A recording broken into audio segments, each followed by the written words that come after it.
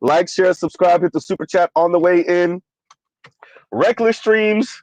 So y'all already know reckless stream rules. Reckless stream rules are in effect. So stream could end at any moment, right? So with that said, let's get underway. Um, the Dusty Negro two-step.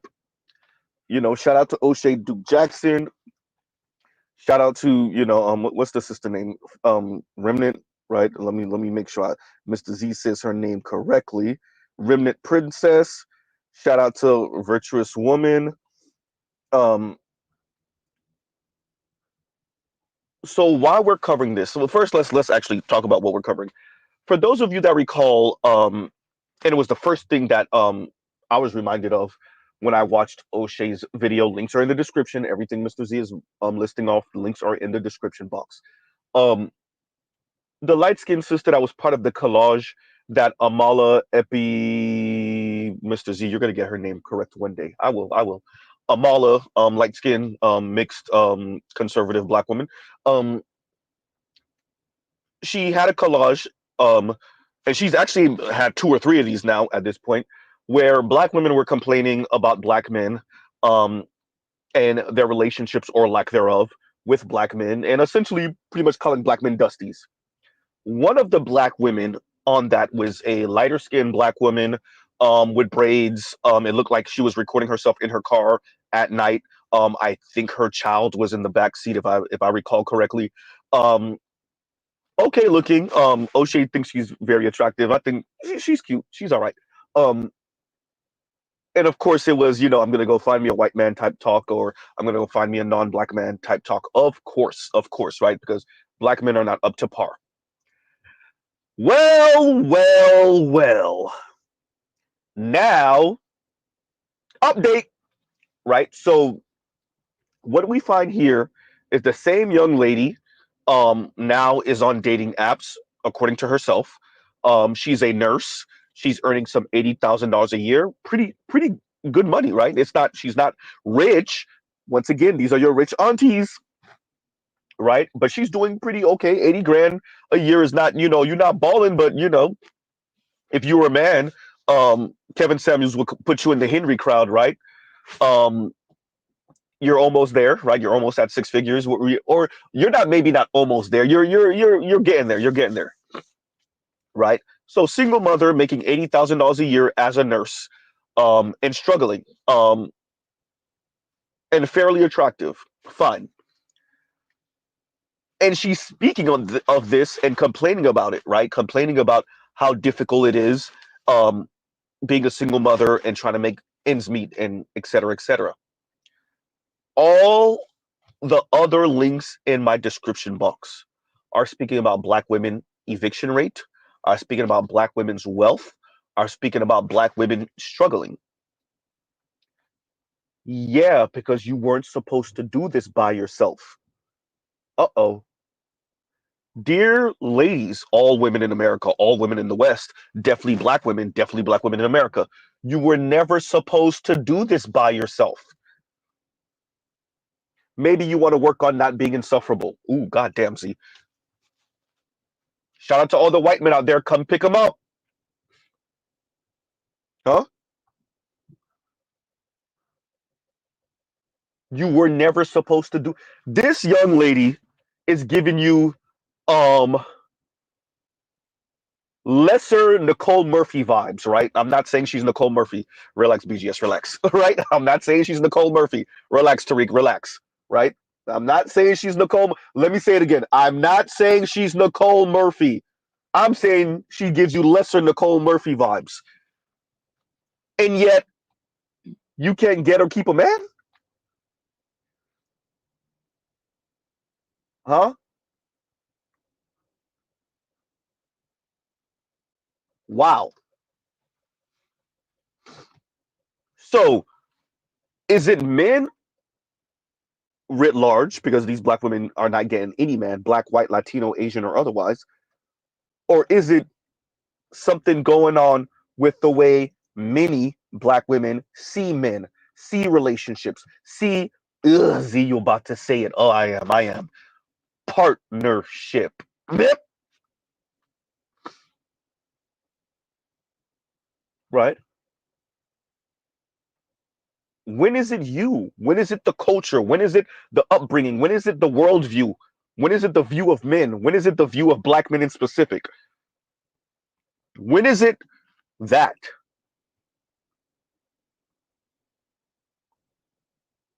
This is a fairly attractive young lady, still relatively young, air quotes, relatively young, right? Hysterical trail. I ain't even gonna read it out loud. Still relatively young, one kid. There are plenty of men that would sign up for that. I don't suggest it, but there are plenty of men that would sign up for that. And you earn $80,000 a year.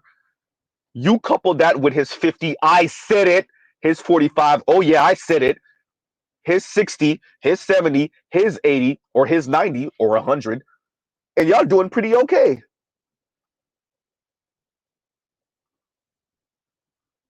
Huh?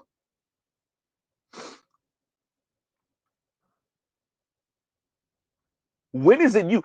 What is great is that this is all the stereotypes they tell us is what we go for.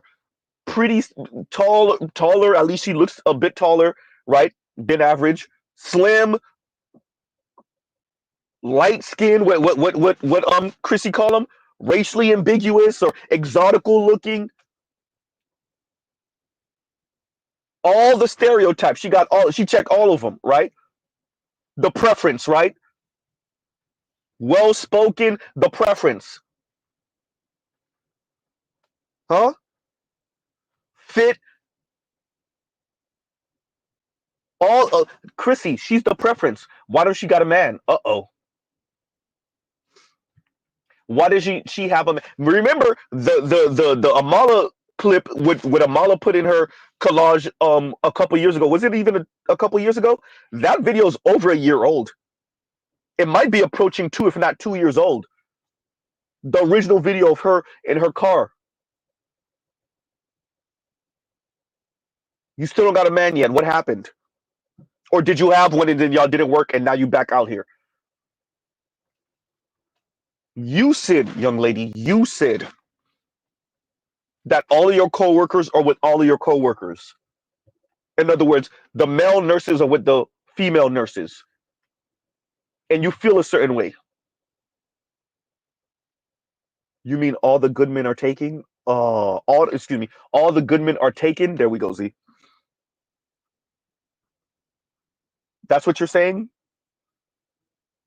And now you have to come out here on the apps, have fun. You look good enough. You'll get some offers, but I suspect they won't be good enough. Not for you, right? Wow.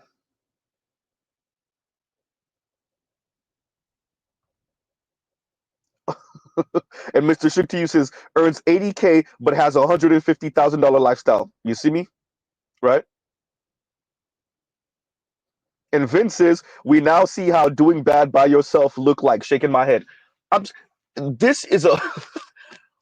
I said it. Black women be having the best cards.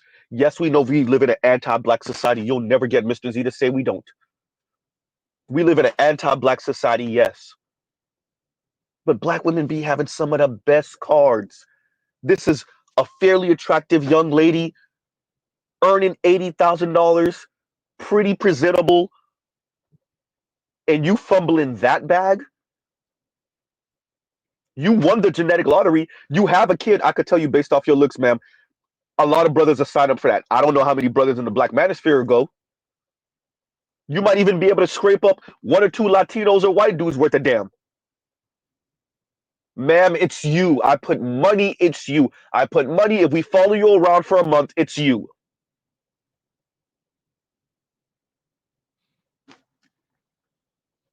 Right?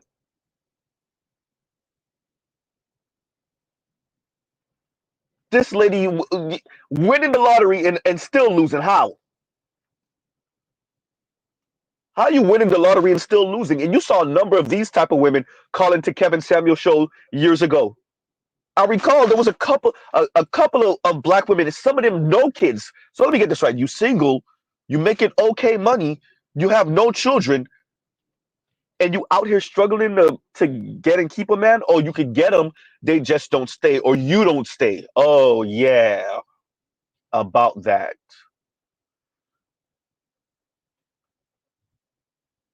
So the reason why Mr. Z is covering this today is to show much of the times, almost all the times, these women call black men dusty. They compare black men to white men or non-black men and deem black men lacking. They insult black men and black masculinity and black manhood. They don't even think it exists. They think black men are effeminate. Okay, cool. Which is funny because the other half think that black men are hyper masculine to make up for not being white men. Okay, cool. They record themselves in their cars insulting black men, in their homes insulting black men. Black men are not on their level. Black men are dusty. Black men don't know what it's like to be a real man, etc., etc., etc. Yawn. And really, what it is a cry for help and them begging. Huh? They're begging you outlier brothers. They're begging you simp brothers to come and prove me wrong by working yourself to death to provide for me. They're begging any one of you lame ass non-black men, namely you white men.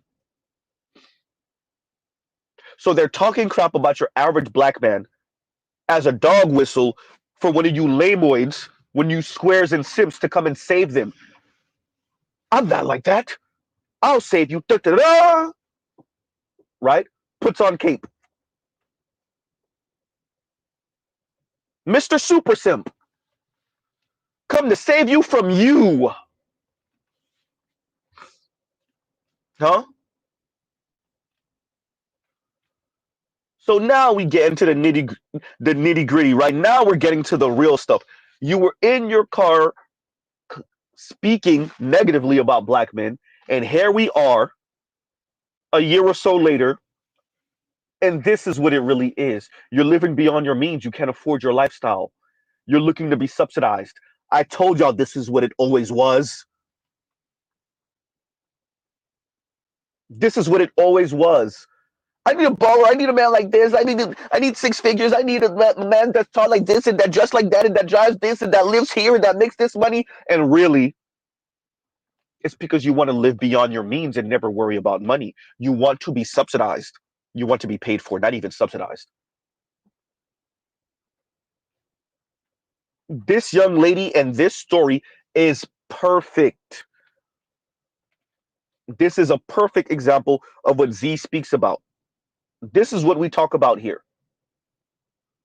Dear black men, can we afford to do better? Absolutely. Are people defecating on our name? Absolutely. Are there a bunch of lies and propaganda, negative propaganda about us? Absolutely. Is much of it coming from black women like this who really are just looking to be paid for and bought? Absolutely. See, you gotta love it. And a Amala, old lame ass, she shared a collage of black women. Oh, these black men are not doing this, and these black men are not doing this, and I make my own money, and I'm pretty successful myself, and da da da da da da da da. Yawn. And really, this is the issue.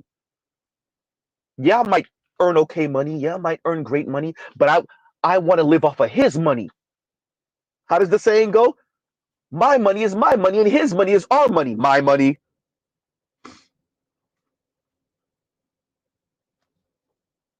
Huh? Yeah, this is the real Amala. This is what's really going on. This is not just a black woman thing, it's a woman thing.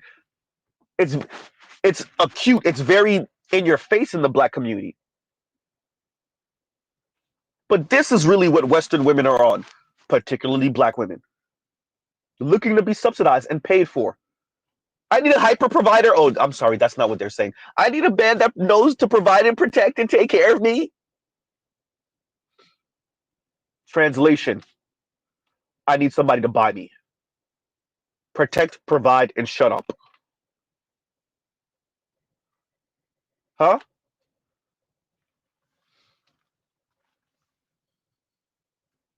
What the lighter skinned woman said? If I earn more than you, I will belittle you. She said it.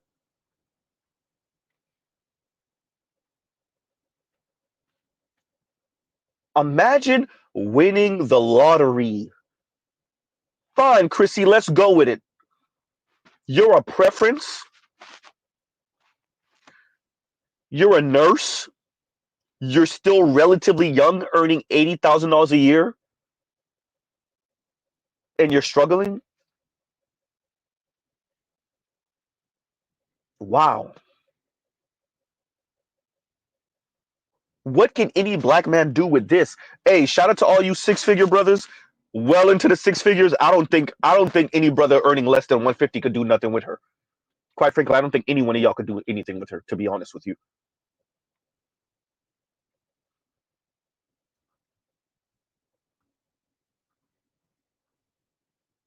She's earning $80,000 a year. Now we know the world we live in. 80 is not what it was 10 years ago. It's not even what it was 5 years ago.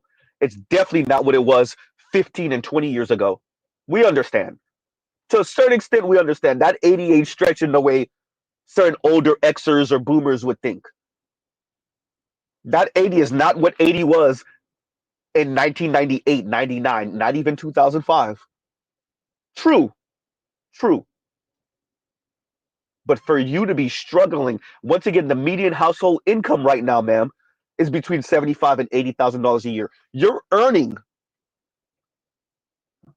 by yourself. You're earning about what the median household earns in America by yourself. But, ma'am, isn't that the issue? You shouldn't be by yourself, huh? You shouldn't be by yourself.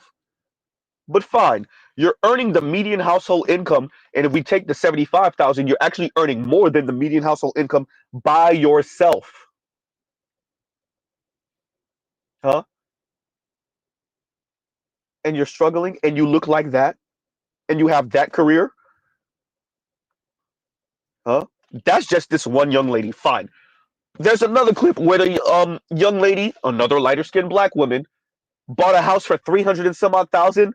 Right now, market value is about 600 some odd thousand. She listed it on the market. She said she can't wait. She's dying under the bills. She's dying under the property tax. She says she can't wait to sell it so she can make that 300,000 equity and get the hell up out of there and go to an apartment. Once again, links are in the description box. Huh? Yeah.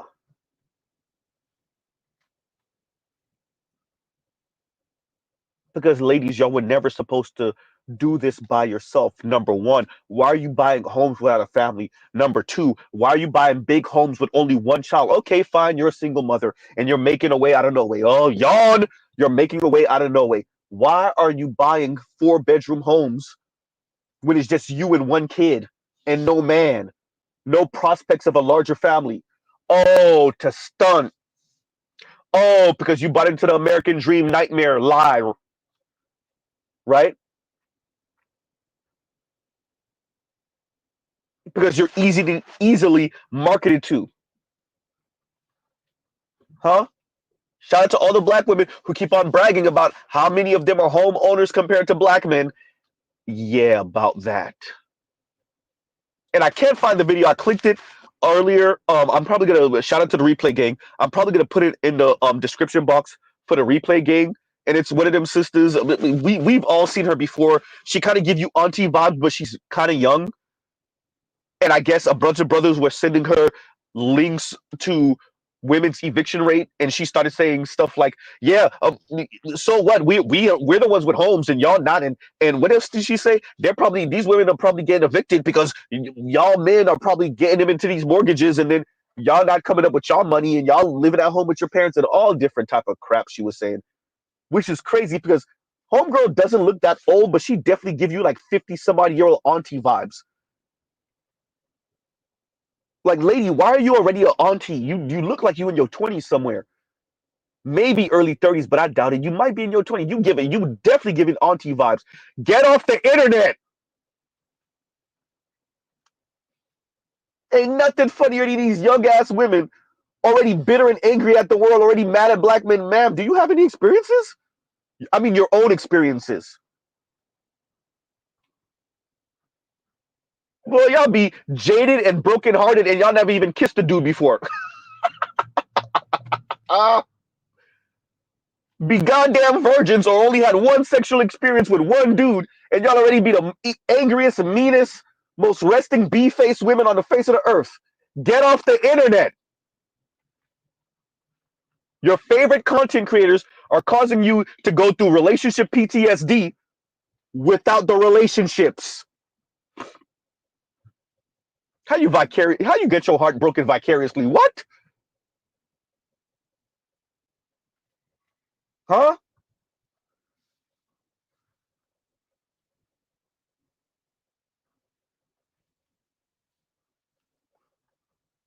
So you got a bunch of young 24, 25-year-old, 22, 23-year-olds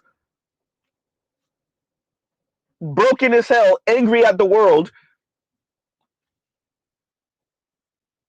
because they don't watch way too much content on social media from these female content creators about how black men ain't ish.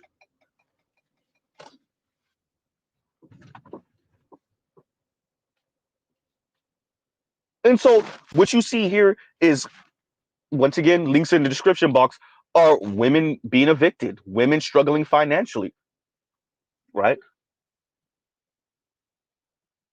I said it before, and if I could find it, that'd be great. I don't know if I'm gonna be able to find it because I had to watch it like over a year ago at this point, something like that. Kev on Stage, for all of us that know Kev on Stage, the comedian. Um, at one point he had a Maserati. I don't know if he still does. Because he kind of was joking about Maserati, and they actually loaned him one, if I'm not mistaken. But he had to bring it for maintenance, and when he bought it for maintenance, the price was like astronomical, if I'm not mistaken. And so he bought it for maintenance. The price was astronomical, and he recorded himself in this kind of black and white video, kind of looking side to side. When you like, oh my god, what am I gonna do? Like you thinking to yourself real hard, like you're hoping that you could come up with some idea that saves you from this issue. And so he's recording himself walking down the sidewalk and looking left and right. I think the bill was like $600 or $900 or something crazy, right? But you should expect when you have those type of vehicles. And in the comments are women being honest. See, that's why I'm good with my Altima. See, that's why I'm good with my Maxima. See, that's why I don't get these type of cars. And that's why. Wait a minute. I know y'all ain't the same ladies that be talking about what you not gonna settle for. Are these the same black women, or are these a different type of black women? Now, once again, we're not all a monolith. Yeah, yeah, yeah. Mr. Z, hear you. Right? But I know these ain't the same black women that tell you what they not gonna settle for and what lifestyle they try to live. It's either that or nothing. In the comments, talking to Kev on Stage about, see, that's why I don't get them type of cars. See, when I went to Jiffy Lube, I only spent this type of money. If you go through the comments, it's nothing but that. See, my maintenance costs only cost this much. I went to Jiffy Lube and got the oil and the filters and all of that, and it only cost me $125. Now, were there women in the comments that say, "Yeah, I went to go get my Range Rover maintenance, and it cost $1,200"? There were a couple of those. There were a couple of those. And guess what? A couple of those out of the couple of those, Z, you make sense? I don't make sense. A few of those out of a few of those were like, "Yeah, I can't wait to get rid of this car."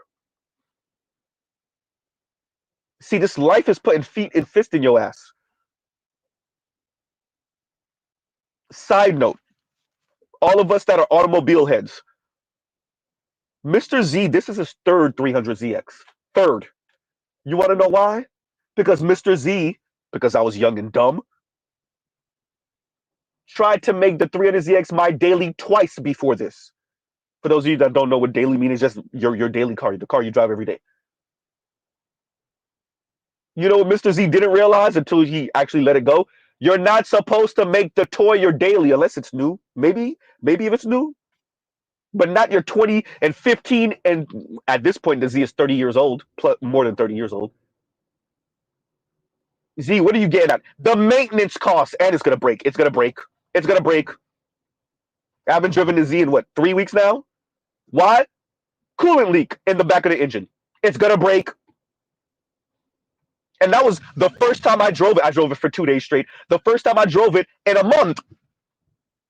And even before that, that was the first time I drove it in 3 weeks. Right? What is he saying? Why is he tying this to all of this? Right? First, train tracks, train tracks, train tracks. Right?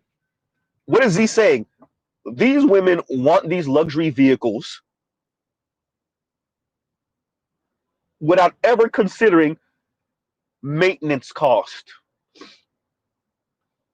Right? Maintenance cost. The cost when sensors go out. The cost when that airbag suspension go out. Huh? Maintenance cost. Right? Can you afford it? Probably not.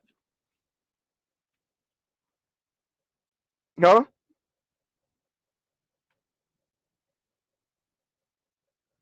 So if y'all are doing that with cars, Mr. Z can only imagine what y'all are doing with homes.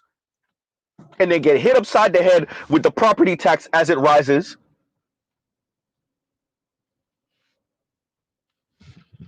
And how many of them, even with that, still don't realize you were never supposed to do this by yourself? You were never supposed to do. I don't know where people are getting off with this hyper individuality. It's not a thing. And even if it was, okay, fine, let's go with it. Even if it was a thing, black people, can you afford it? Black women, can you afford it? Huh? I could do battle by myself. Oh, yeah, you will be. You absolutely will be doing bad by yourself. You're right. Absolutely. Hey, Trell, while you BSing, so, and Trell says they never put oil in the Camry. So, you know what's funny about that? Like, I did a stint, I was working at AutoZone for a little bit. Um,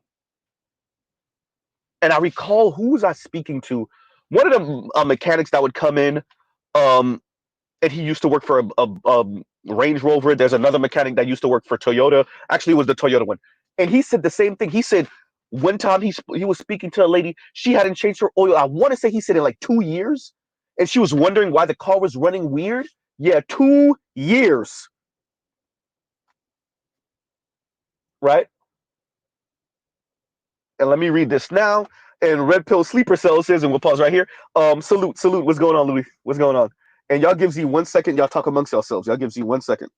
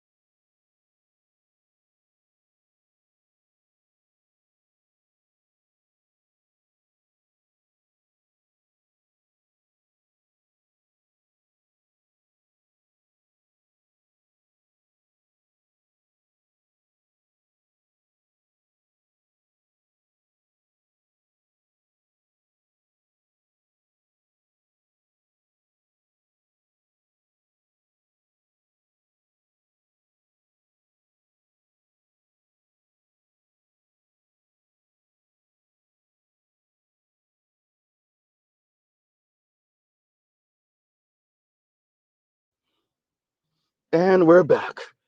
That is absolutely hysterical. That is, and Detroit says, and thank you for the super chat. Like, share, subscribe, hit the super chat. We're back. Regular streams. And Detroit says, yo, they was calling her Blake Griffin twin sister. Hysterical. Oh man. Wow. Wow. That's hysterical. That's messed up. That's hysterical, by the way. Okay. We're just gonna leave this up for a little while. Once again, like, share, subscribe, hit the super chat. That's hysterical and very, very, very messed up. Right? Continuing, by the way. Okay. If y'all look at the song that I have up, it's Lotto's song Brokey. Lotto, female rapper. Lotto stands for mulatto.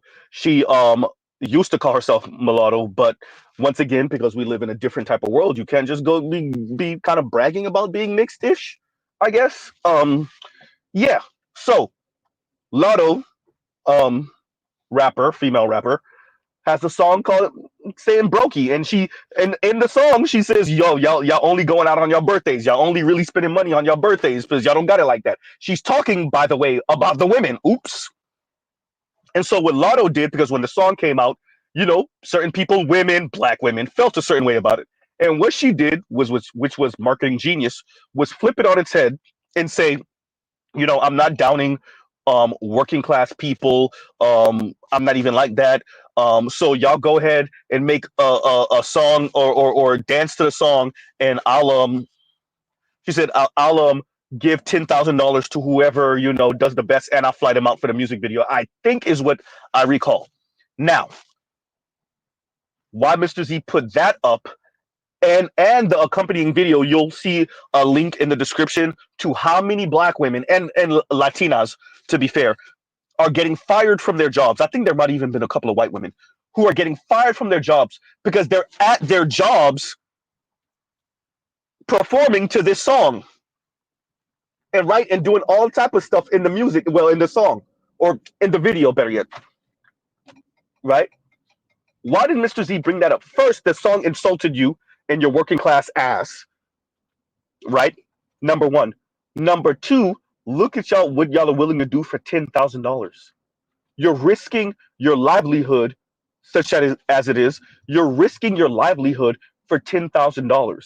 That let us know you don't got it like that. Once again, train tracks, train tracks, train tracks. That let us know you don't got it like that. Right? You don't got it like that. Right?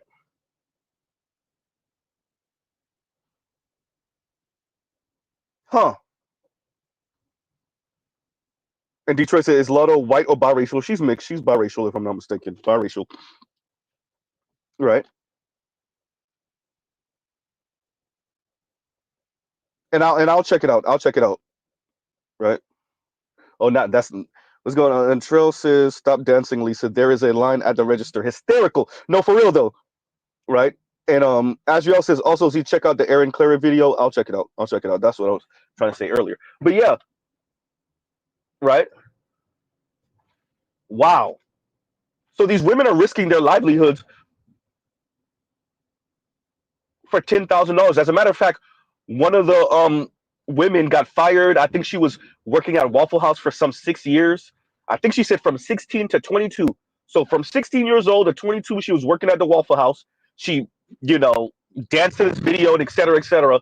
And Waffle House not only fired her, oh, it gets worse.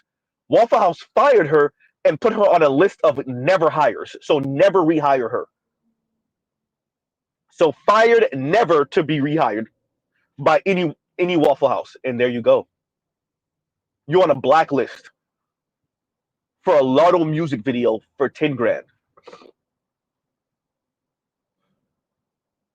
So Mr. Z is bringing all of this up to say these women are complaining about black men and how horrible black men are and how broke black men are and how loser black men are and how colorist and featurist black men are and how black men don't value black women and black men don't know how to be real men and black men aren't providers and protectors and black men are too sassy while also being hyper masculine. The math don't math, but whatever. Black men are all of these things. But underneath the complaining are struggling ass women.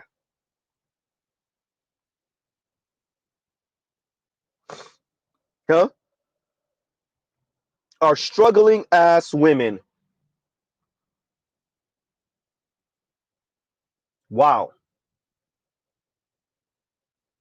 That's why we're covering this. That's why Mr. Z says let them talk. You let them talk. See, that young lady put out that video in her car talking crap about black men and how she's going to date out while, she, by the way, have a kid in the back seat, attempting to appeal to the white man because these women all think that the white man is going to come and save them because white lamoids. Dun, dun, dun, dun, the white knight. Say it again, Z. The white knight. Here to save every woman of color from men of color. These sexist, patriarchal, while also being effeminate men of color. Dun, dun, dun, the white man. Here to civilize the world and save women of color from men of color. Don't worry, milady. I'll teach these men how to be proper men and how to be gentlemanly, right?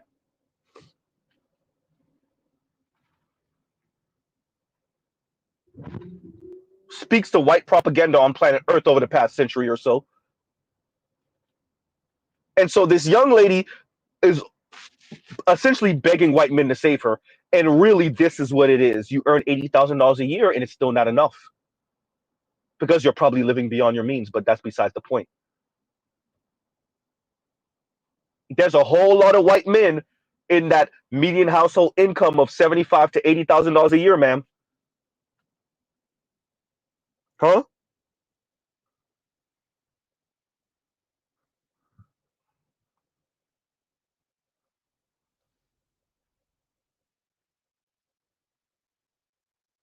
So this young lady recorded herself saying all of this, and now what we see is really your issue is that you are living beyond your means, right? You're living beyond your means. And even if you're not living beyond your okay, fine, argument's sake, you're not living beyond your means. You were never supposed to be doing this by yourself.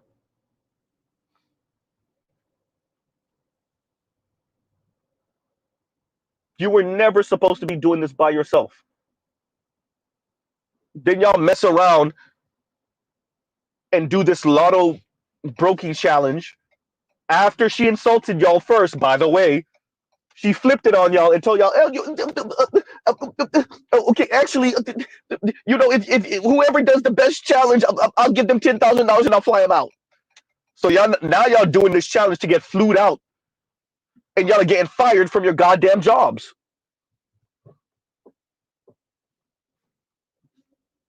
huh?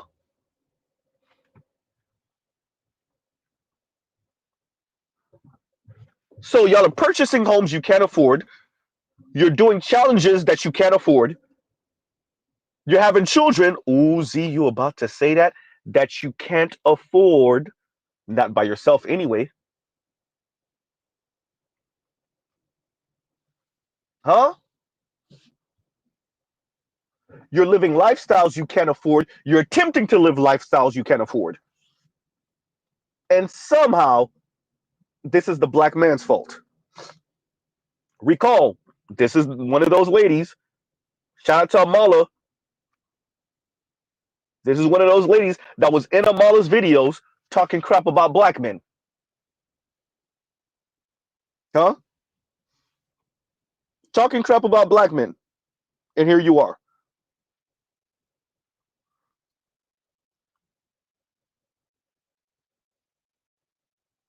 Struggling. And this is what it's always been. Look, we already know about inflation. I could put so many more links tying all of this together. We know inflation kicking people in the ass. We know people are struggling. And this is the time. where black women are still telling you they could do bad all by themselves, and how much losers of black men, how much losers black men are. In reality, you can't afford it. You can't afford your lifestyle. That's the reality, right?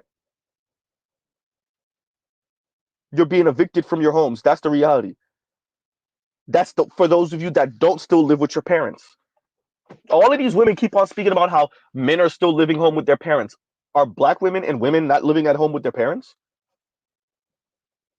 Especially for you younger millennials and Gen Z.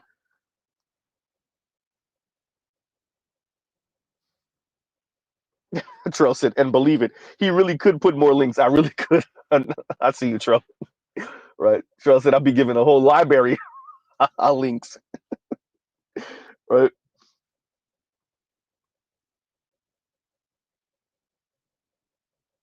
These women be living at home with their parents. I remember if I could find that video, I'm never gonna find that video because I should have downloaded it when I saw it.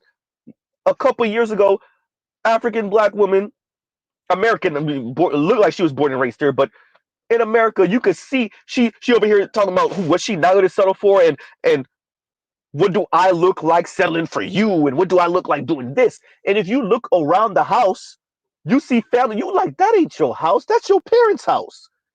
So let me get this right: you're recording yourself in your parents' home talking about what you not gonna settle for.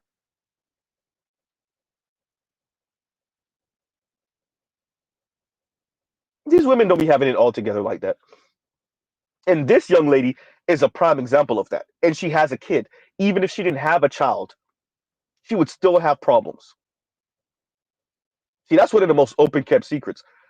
40 some odd $1,000 earners, 50, 60 some odd $1,000 earners, women, black women in specific, when you count up all their bills, they're earning 55, their bills are 65, 70, 75, 80. The lifestyle they try to squeeze into 55 is 120, 250. Huh?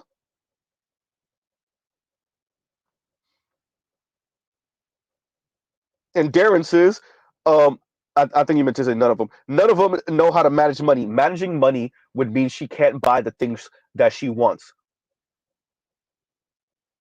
And why would she do that? This is where you're supposed to come in, sir. No pun intended.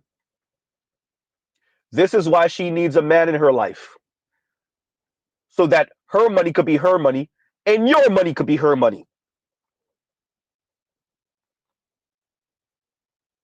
Right? Once again, Detroit, thank you for the super chat. Thank you for the super chat. Right? Managing money at $45,000 a year, $40,000 a year, $50,000 a year, $60,000 a year? Absolutely not. How am I supposed to drive around in the Beamer X5, the BMW X5, if you're trying to get me to manage money? Or that bland ass Tesla Model Y, if you're trying to tell me that I can't afford the Tesla Model Y and this luxury condo, manage money? Absolutely not.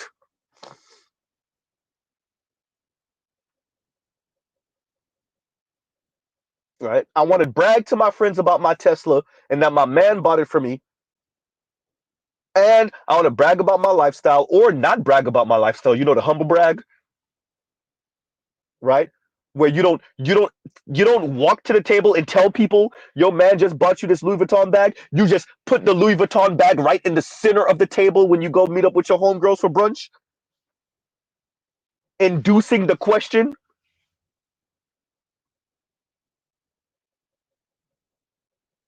I can't do that if I'm managing my money, sir. Huh?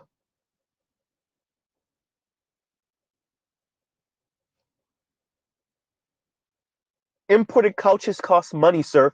Shout out to Larry June.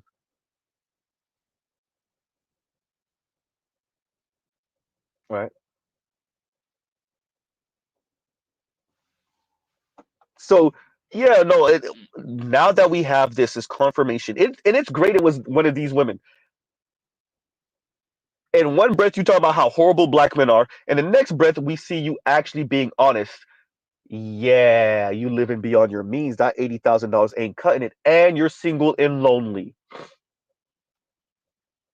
Don't expect black women to actually admit, like Mr. Z just said, they're single and lonely. Wait for them to tell you that they're single and lonely in moments of honesty and somberness. It's not a real word. I don't think somberness is a real word. When they're right?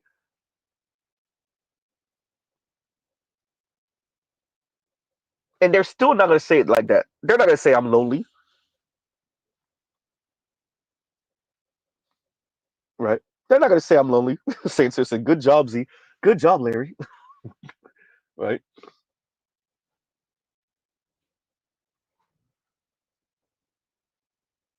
Huh. When I mention Chrissy and I say, hey, she had a moment on one of her lives where she kind of let for a split second, she let you see how she really feel. Oh, I'm in this luxury apartment by myself, and there you go. And it's not just her saying it, the tone she said it in, and you're like, oh, you lonely. Oh, you're lonely. Not Miss Colorist Queen herself. Oh, Telescope said somberness is a word, Z. Thank you. Hitflix said somberness is a real word. Thank you, yo. Somewhere is my lady and one of my cousins saying, stop doubting yourself, Z. Right?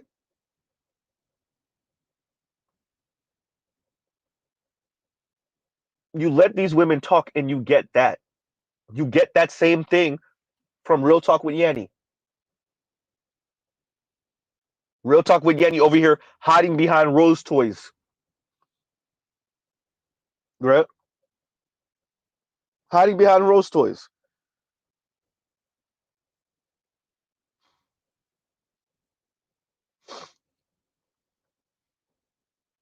And Mr. Shook to you says, are they really single and lonely because no one is helping them pay their effing bills? Or are they aren't in um extracurricular activity relationships? Um I would argue many of these women are situationships. I think Chrissy kind of spoke to that. I think she's in one right now with probably a non-black man. Well, putting money, it's a non-black man.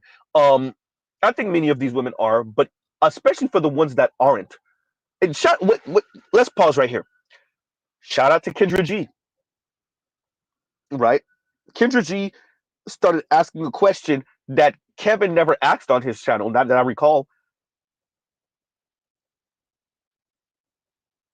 And the women don't even know well enough to lie about it. When was the last time you were in a relationship? When was the last time you had sex? And what do the women say? Last time I was in a relationship was 4 years ago, 5 years ago, 3 years ago, 2 years ago, a year and a half ago. When was the last time you had sex? 2 weeks ago. God damn. I have needs, Kendra. I'm grown, Kendra.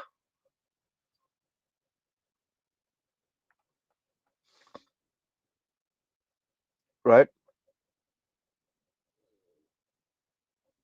Huh. Why does that matter? These are women who claim to be serious, claim to want a man to offer them a lifestyle on top of that. Imagine that. Imagine you calling into Kendra G's show saying you want a man that earns six figures, really you want a millionaire, but you don't know how to count. Saying you want a man that earns it. Y'all can see 1 second, y'all talk amongst yourselves.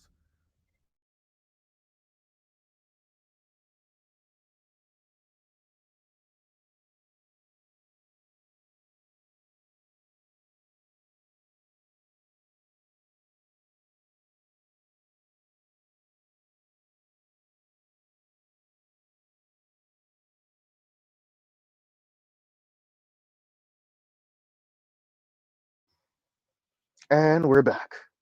Right? So these women are calling into Kendra G's show, looking for six-figure men that are attractive and over 6 feet with over 6 inch members, and they don't even know well enough. Z, you still saying that wrong. They don't even respect men well enough. There we go. They don't respect black men enough to even lie about the last time they had sex. Imagine saying to a six-figure man, "Yeah, oh yeah, I have this little situationship, you know. I have this young dude coming through, knocking the cobwebs out. The last time we did something was 4 days ago. What? 3 days ago? What? An hour ago? Goddamn."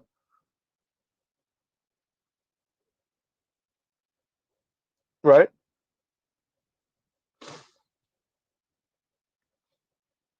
And Mr. Shook to you says, to women, relationship equal paying bills. Prove me wrong.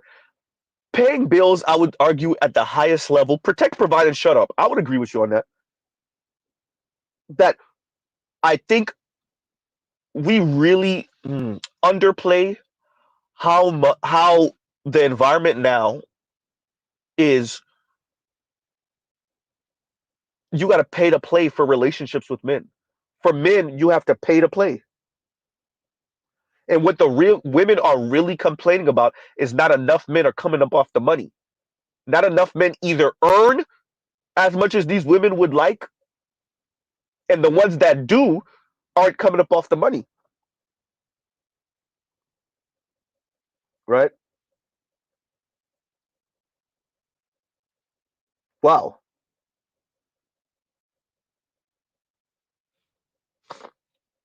So I definitely agree with that.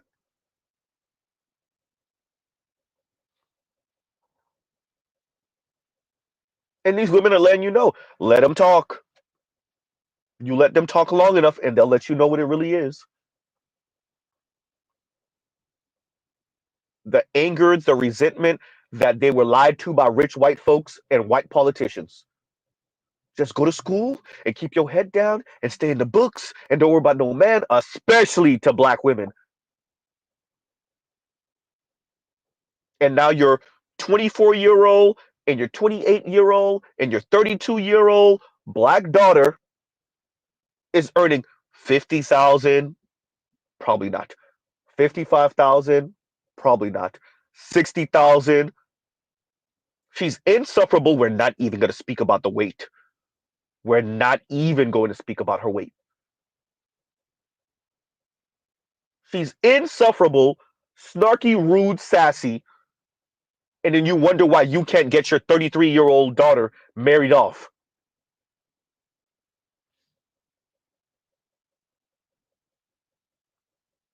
Huh?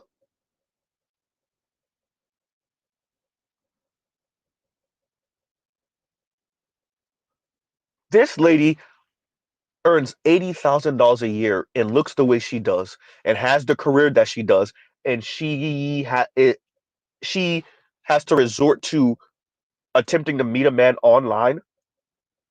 You're a nurse and you have to meet a man online. All your female coworkers, according to you, the male nurses are getting with the female nurses, and here you are, excuse me, assed out looking,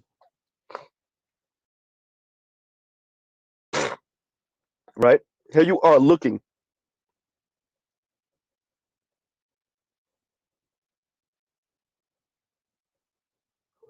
Saint Cyr says, devil poofs on your shoulders. Speak about the weight, Z. Hysterical, right? And this goes to what we're saying. If it really was a preference thing, as Chrissy says, then this young lady should have been gone. She should have been off the market. Forget having one kid. She should have been off the market with 2 and 3 kids from different men. These young dudes don't move the same anymore. Quite frank, and if we just want to if we just want to speak about the material conditions of people's life, these young men can't afford it. Ooh, goddamn, Z. You have to, dear women, especially you women under the age of 35, especially you women under the age of 40, but definitely under the age of 35, you got to make it worth these men's while.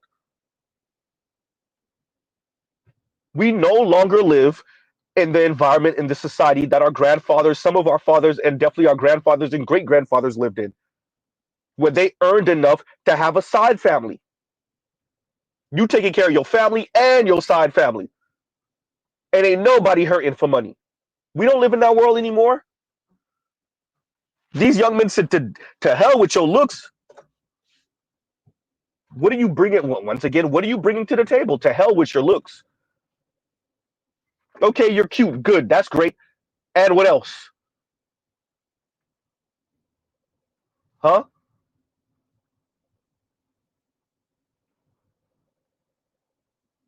So what is this young lady bringing to the table? From what we can see, another man's kid. Okay. And a video online where she's talking crap about black men. Shout out to you black men who's still going to try to do something with her. I'll see you in divorce court. Huh?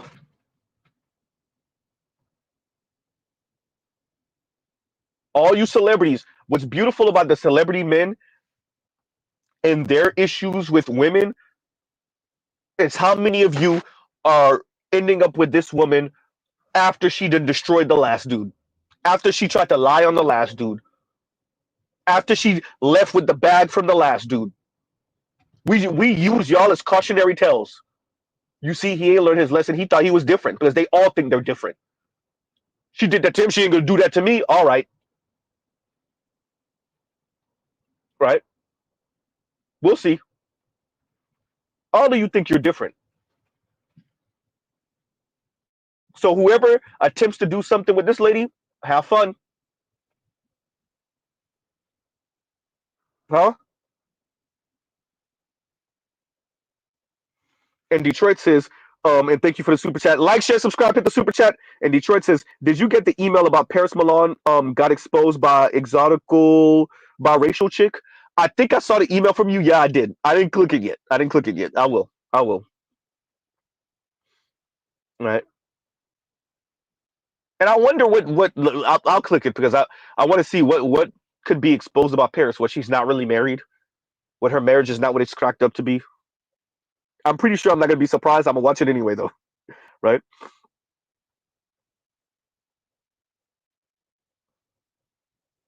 Huh? So it's Mr. Z been saying it for the longest. Instead, these women come into the table in good faith and say, "Look, man, I might have messed up. I have this kid already, but let's make a deal. I have these looks. I'll stay in the gym. I'll stay fit. Right? I'll stay fit. Um, I won't be a nuisance. You can manage the money. I said it. You can manage the money.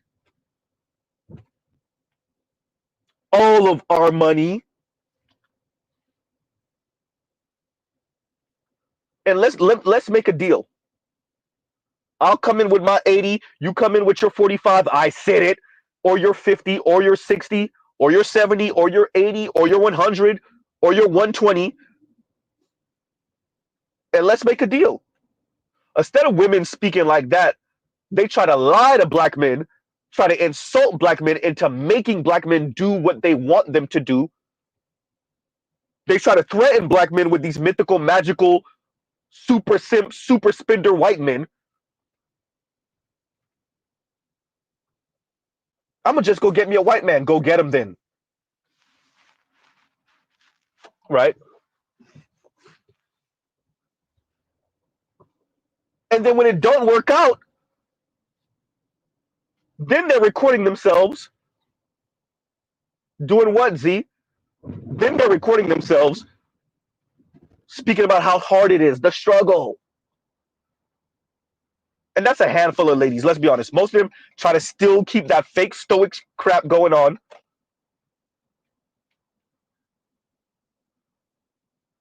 And act like they perfectly okay. These women are struggling, y'all. This lady is part of the upper income of black people, namely black women. And she's struggling to make it work with 80K and from my understanding, only one kid. Imagine all the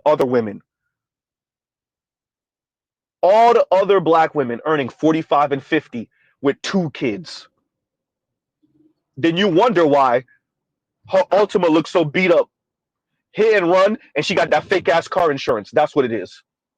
She can't afford to fix the car. Fixing the car is the last thing on her mind. Huh? You wonder why these women driving around here with big ultimate energy.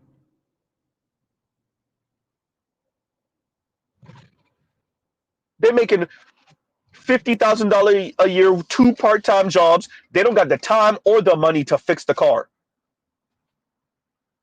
right? Huh?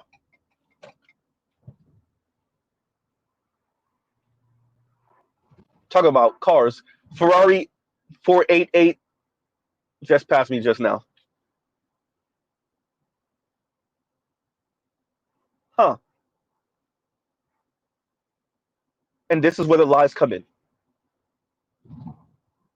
This is where the dusty black men tropes come in. Because what was she supposed to say different? Huh? Was she supposed to say different? I'm all about black women not negotiating with black men. Just suffer the consequences then. This young lady should not be single worth a damn, kid or not. Yeah, but we don't live in that world anymore. Right?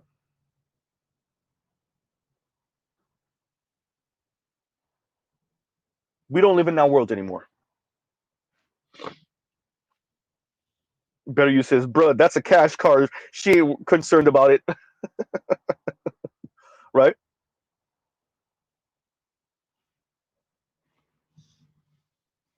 Kunguru says, how many Porsche Macans have I see with dents and scratches galore driven by white women by women?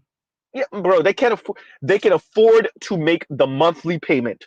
They can't really afford maintenance. Lucky for them, Porsches are pretty reliable as sports cars and sports cars, sports coupes, even the SUVs, they're pretty reliable, but when they break, it's gonna be $1 billion.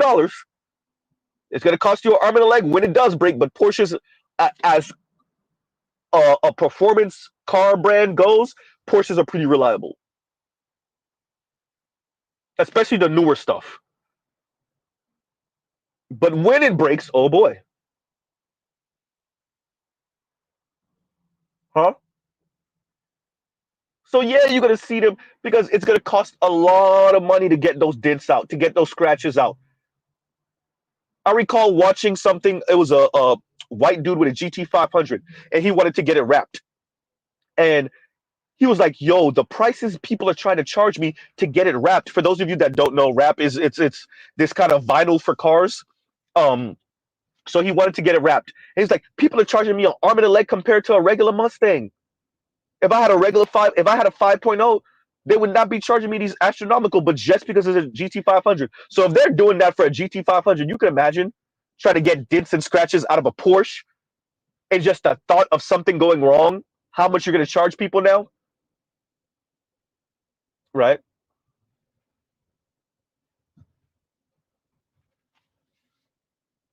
So yeah, no,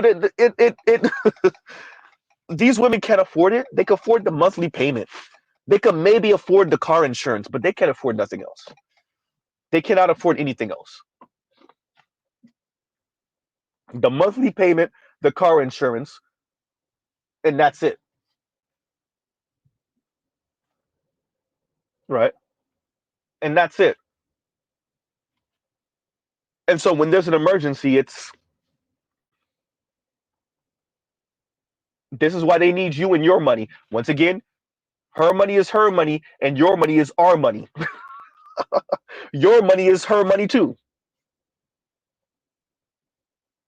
And how many men would actually have a problem with that if you were their wife? Oops. And if you were not just trying to be their little pay as you go girlfriend, air quotes girlfriend,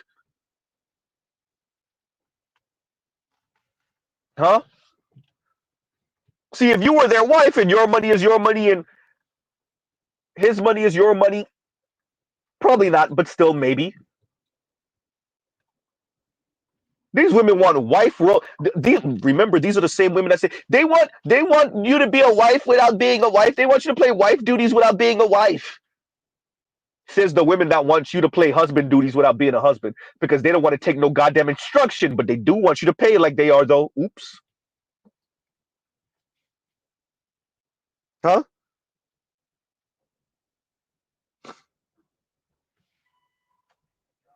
Right? They want you to spend. Right. So y'all give Z a couple minutes. Got a little situation. So y'all talk amongst yourselves. Z will be right with y'all in a minute. Right.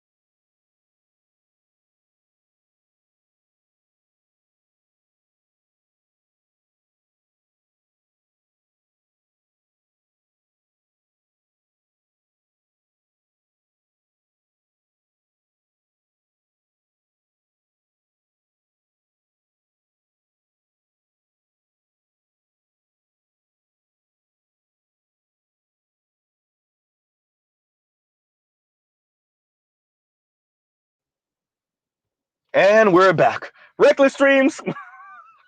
I should have let y'all listen to that. I should have let y'all. I should have let y'all. But no, I don't want. Yeah, yeah. I couldn't because then I might be out here looking like these chicks for Lotto, right? But yeah. Look, man. The way life be working sometimes. The way life. How am I gonna phrase this? Okay.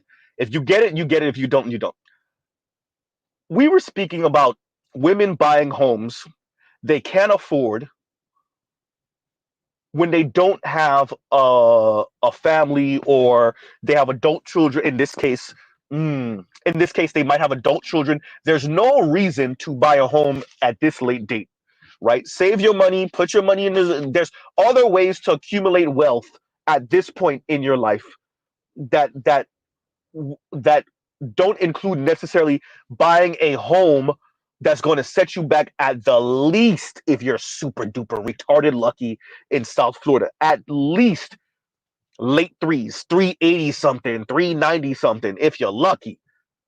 370 something, that's not even a thing. I'm not even going to mention that. But 380, 390 something. There's no reason to put yourself at 50 something behind the eight ball that much.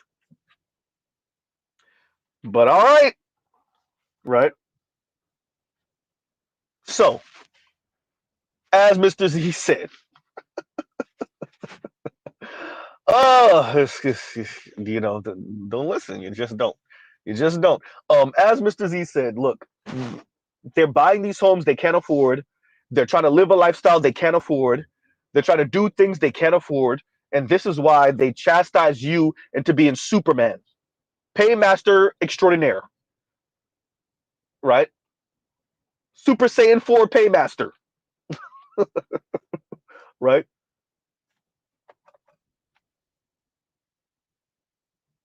Wow. Was that propagandized or the propaganda, the American dream? Shout out to rest in peace George Carlin. What did George Carlin said? They call it the American dream because you have to be asleep to believe in it, or something like that. I'm paraphrasing. And so the women said, "I'm gonna own a house. I don't care. All right, have fun." Right. And once again, Detroit, thank you for the super chat. Thank you for the super chat. Like, share, subscribe, hit the super chat. Huh?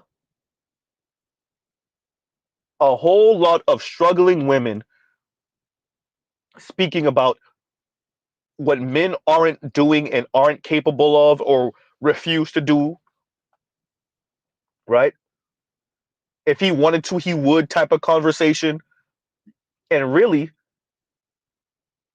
they're just trying to gas you into being their paymaster.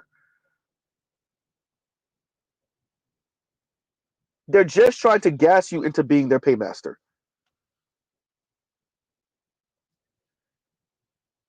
And it's a great thing that now we have women kind of low key saying it. The women are kind of saying it now. Are they do they want to tell you the truth? No. That's not the goal. The goal was not to tell you the truth. The goal was not to tell you that they're struggling. That's not the goal. Right?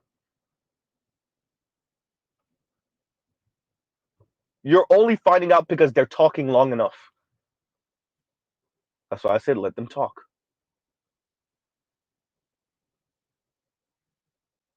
That's the reason we're finding out what it really is. No one could say anything about this young lady because she's supposed to be quote unquote the preference. And you have the quote unquote preference that earns $80,000 a year telling you she's struggling to make ends meet. You have another young lady who told you she purchased a home for 300 and some odd $1,000 and she can't wait to sell it and get the 300 and some odd $1,000 equity because now it's worth 600,000. So I guess it's actually 200 and some odd thousand, but whatever. Right? She can't wait because she can't afford the home. Ma'am, why did you buy the home then? Why did you buy the home then? It's another video of a young lady saying, I think her home is like a 4 bedroom, whatever the hell. She a single mom. Okay, so it's you and one child. Okay, fine. You why do you have a 4 bedroom house? I'm assuming because that's the way she spoke. Why do you have a 4 bedroom home, ma'am? What is going on with these women? Have you been that propagandized? Shout out to men, particularly black men. Why would I buy a home without a family? Why would I buy a big home without a big family? Or if I know my family's not going to be expanding anytime soon, why would I do that?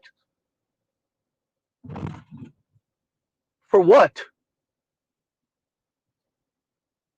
Do I have guests coming over all the time? No. Do my parents stay with me? No. Do I have a cousin or a sibling staying with me? No. Then why do I have a 4 bedroom home when I only have one child, 2 children? Why do I have a 4 bedroom home?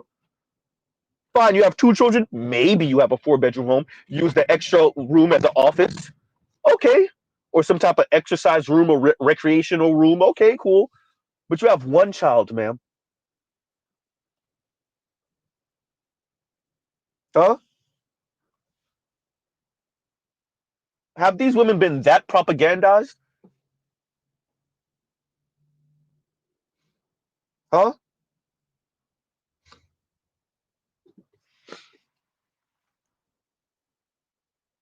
And Detroit says she literally exposed how Paris Milan was using skin acid to bleach her own skin as her business. And look, there's a reason why Angry Man calls her the Maybelline Muppet, which is hysterical, right? Shout out to Angry Man. Maybelline Muppet.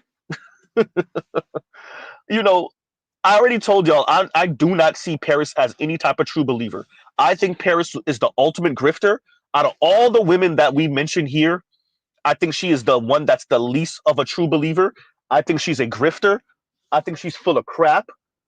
I think Paris found her lane when it was cool to be pro-black. That's what Paris was, right? When we were blackity black on the internet, that's what Paris was. When Paris saw that it was time to make some money off of being anti-black man, that's what she went, and that's what she's on. She's a grifter. I will give this to Chrissy. As much as we have issues with Chrissy, she's a true believer on the colorism talk. Paris is not. Paris is a grifter. Paris is your standard weirdo black young woman, air quotes young woman, who grew up in a different type of environment, had a different type of upbringing, right? But she knows how to articulate what some of these black women feel whenever they look at black men, right? She's a grifter. And there's something to be said about profiting off of black people's misery, sadness, loneliness, right? Black women's horniness, ooh,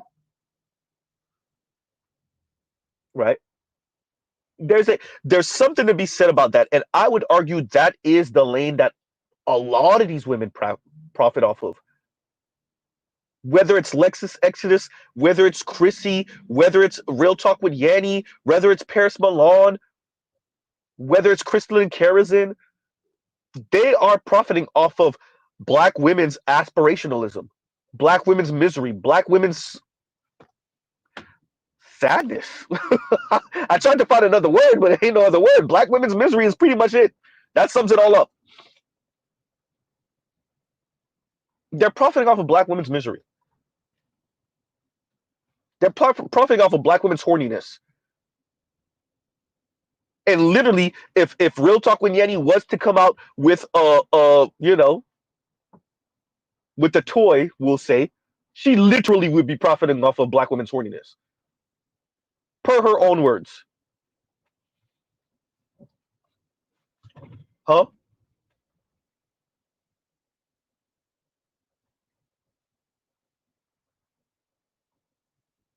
These people, and this is why I say let them talk. These are like the worst. They don't tell black women to get on black men's program. They don't even tell black women to negotiate with black men and make something work. Chrissy literally said, I tell average and below average looking black women, it's better to be alone. And she doubled down and said, I don't care. And she said it twice. I don't care. I don't care. What else do you need to hear? Shout out to Compassionate, the diary of a femcel. Huh? Is that what he called it? I think that's what he called it. Or the Confessions of a femcel, something like that.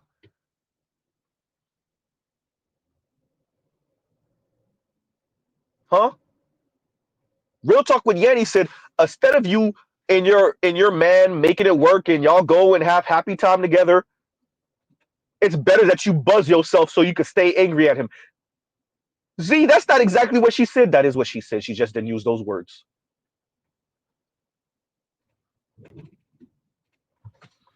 We all know about makeup sex. Real Talk with Yanni says, F that. Literally, like, F that. It's better you buzz yourself than make it work with him. Ah, oh, you gotta love it. These women are profiting off of black women's loneliness, horniness, sadness, and misery. Huh? They're profiting off of black women's poverty with these notions of the mythical, magical white man that demands nothing from you, asks you for nothing, but pays for everything.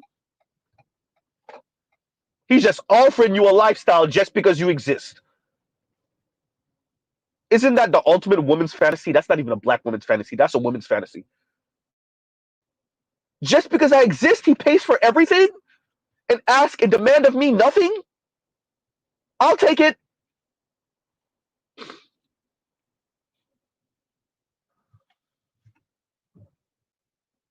Huh? And man, I wasn't thinking about it back then. Chrissy said it. I engage in a little fantasy, a little, right?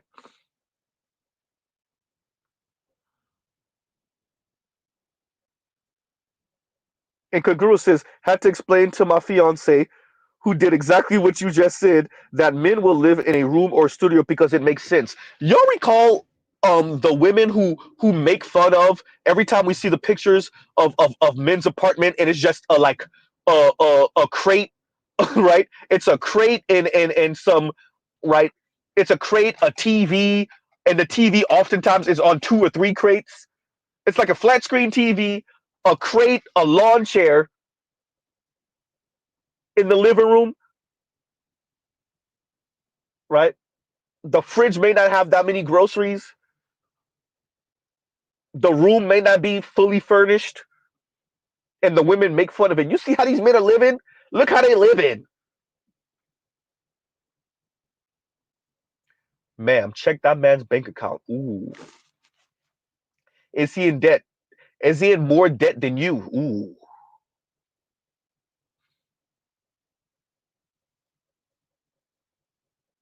Spearman says air mattress. Saint Cyr says blow up bed. I didn't mention the blow up bed or the air mattress, right? Because that's like here and there, but still, okay, fine, let's go with it. In the air mattress. And they think they're saying something, but look how these men are living. Yeah, these men are not in as much debt as you. So I was watching something with the Fung brothers, and it actually said that men on average are about $100 more in debt than women. Stop it. How many of these men are in debt because of women? Even if we believe you, I don't even believe it, but fine, fine. Okay. Mr. Z's heavy on the numbers. I can't pick and choose. Y'all said they're $100 in debt. How many of them are in debt because of women? Are we paying attention to what those purchases are? Huh? And how is it that the men are more in debt than the women? Writ large, this is not just black people, right? Said writ large, how is it that men are more in debt than women? But we already know women are in more student loan debt than men. We already know that women are more likely across races to be evicted, especially single women, right?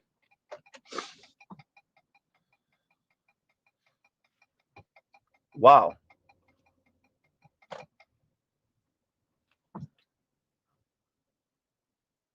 So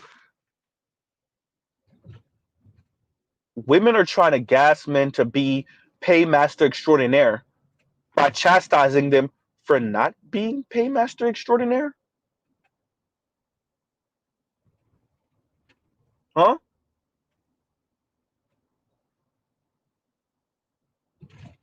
You have women like Paris Milan who has gotten really, I mean, Paris Milan is making money. She making good money. She started off with the pro black kick. She used to work for Dr. Boyce Watkins, and now Paris Milan, she started some type of makeup line. She making good money. She does her little lives covering pop culture stuff to defecate on black men. She's making good money. Huh? Defecating on black men, making good money. Huh? Good money. Makeup line, making good money. And now, from what we're seeing, bleaching herself, who's surprised? Shout out to that African husband of yours. Whoever you are, I said it. Huh? This is the woman you decided to marry? All right. Are you sure about that? All right. Huh?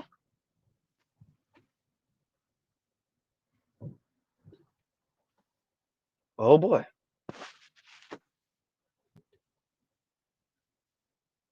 Huh?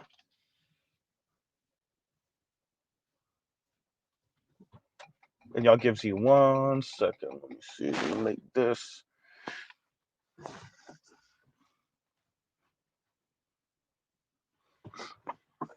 And y'all gives you a second.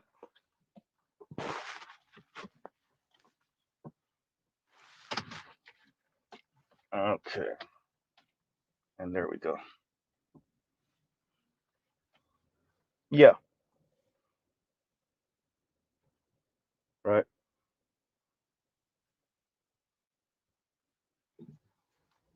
Huh. So yeah, no, I'm gonna continue to cover things like this. I ain't gonna keep y'all too much longer. Um, because this young lady speaks to something. Y'all check out the links in the description box. I have stuff about evictions. I have stuff about women complaining about not having no money. I have the person in question, which again, fairly attractive young lady, supposed to be the preference, right? That's what they call them. And y'all gives you 1 second actually.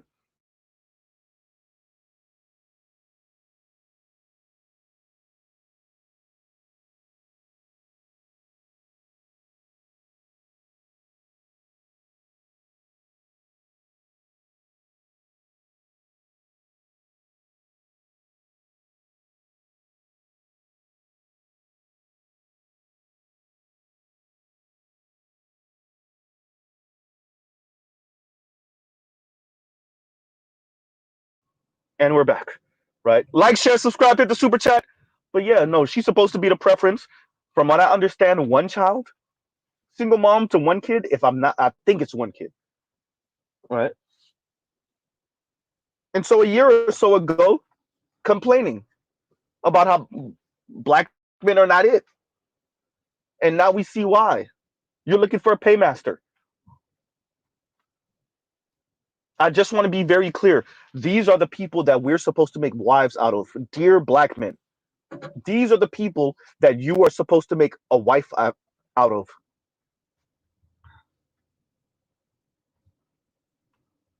They don't got it.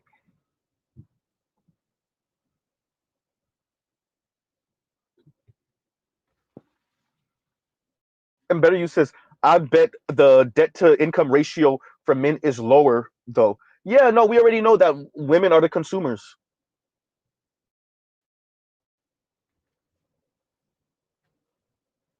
Men work more, men earn more. right? And we already know women are the consumers. I would agree with that. I think right now we are in the era of shame the men to do for the women. It's not just individual women do that. The entire society is attempting to do that. Y'all raise y'all daughters to be these little a-holes, little snarky, entitled brats who still want men to be paymasters. And more young men are saying, yeah, about that. Nope. And so now y'all are attempting to shame the men to pay for the women. And the first thing is to tell the men how much they need the women for all of the intangible and tangibles. And when that doesn't work, that's when we start seeing the articles about, you know, single Latina and single black women have the least amount of wealth in America. Those articles come out after y'all attempt to shame the men for some years.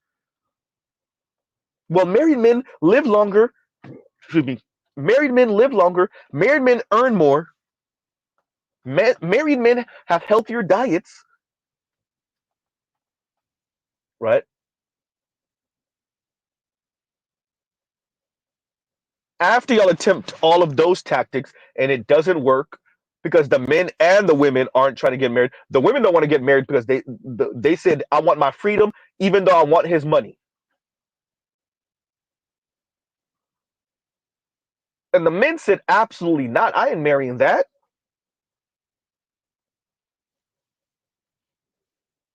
Right?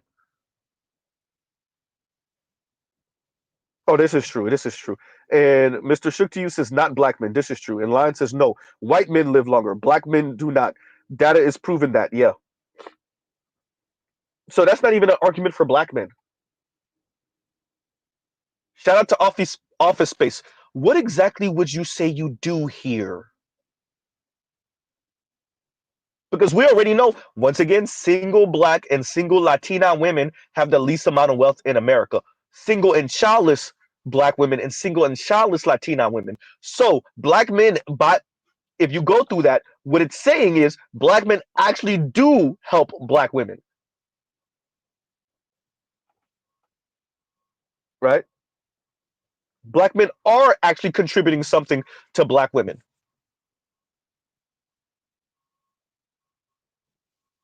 huh? But on the other end is black men who are married don't see any significant health benefits. All of the things that signal what's this word I'm looking for? Upward mobility, right? Success, a longer lifespan, healthier diet, right?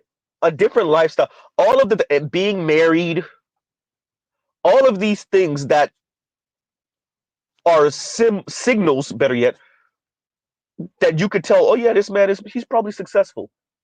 Successful black men don't have any of that. I recall I was watching was it Armio Sifrimpong? It might have been Armio. No, it was Armio Sifrimpong, the funky academic.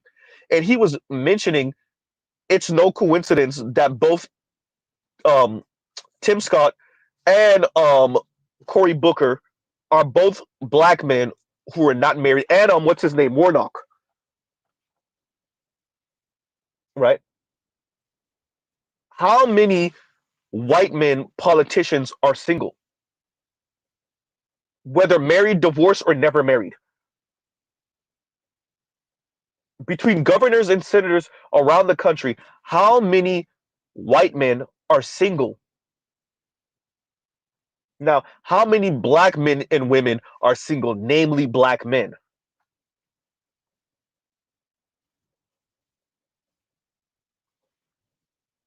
Huh?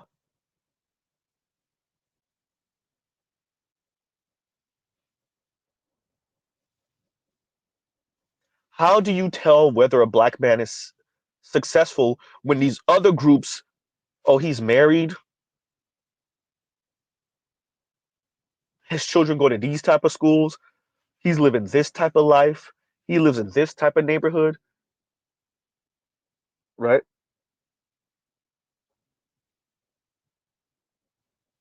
And Passport OG says Warnock is single. No kidding. I think Warnock is single. If I'm not mistaken, I think.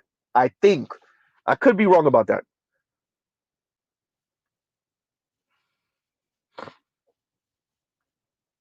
Huh?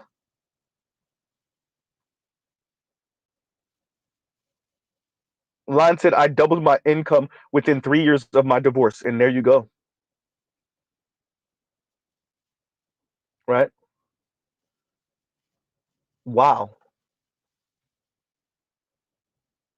If they could get you to be paymaster without giving you much of anything, black men, they would.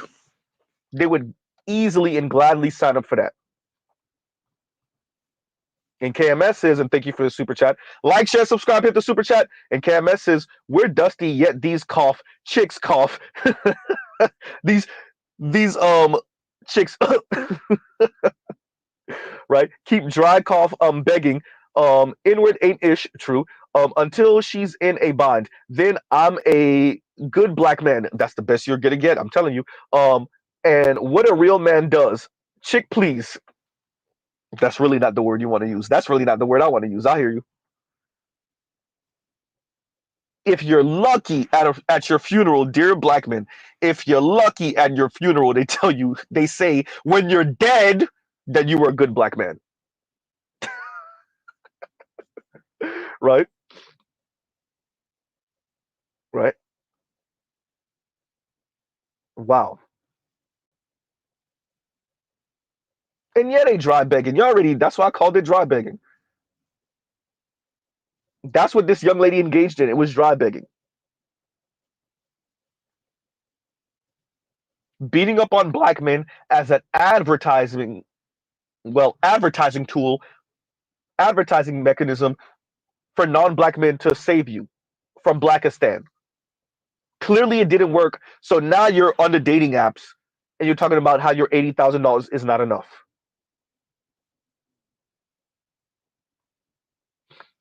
Huh?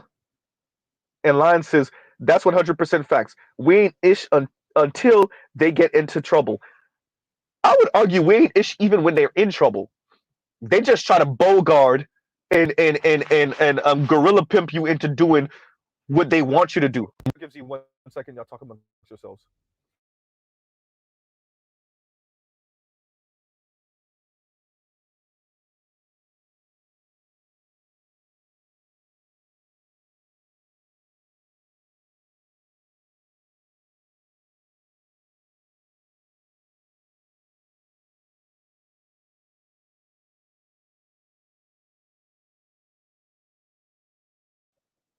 And we're back. Reckless streams.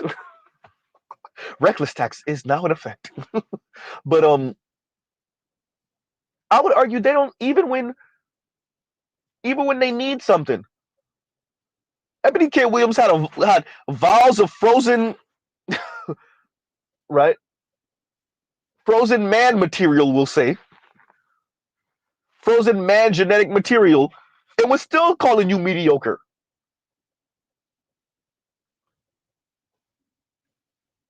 Right? And was still calling you mediocre.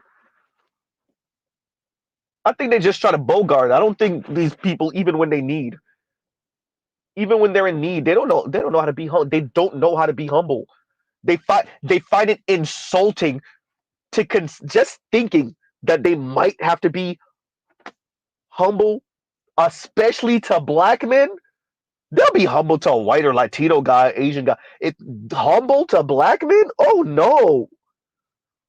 First of all, it's your fault she's in this bind in the first place. Remember, you're just one big Negro, right?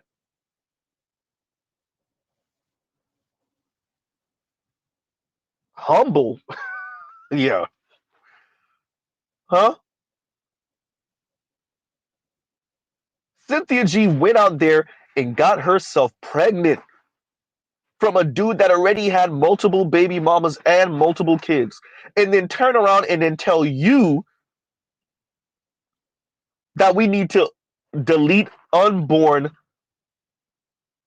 black male fetuses, right?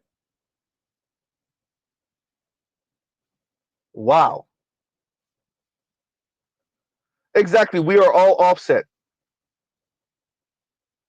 right? And shout out to Saint Cyr.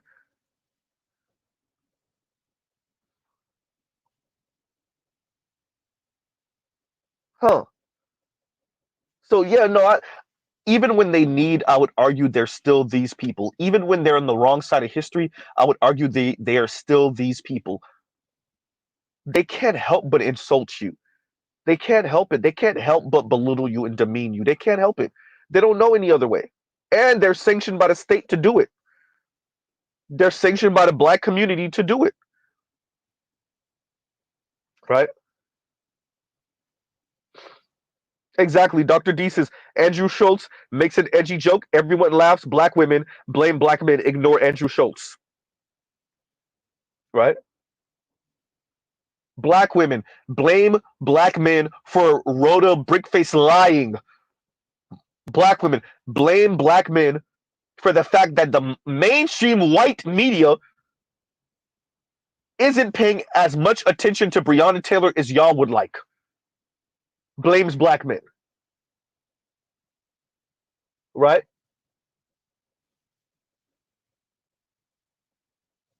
Black women. Carly Russell lying, blames black men.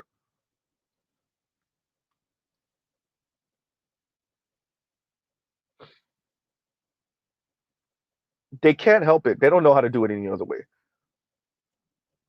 And they are encouraged to behave this way because the state sanctions it and allows it, and because the black community, black women, black female elders, quote unquote elders, sanction it and don't even just allow it, encourage it, right?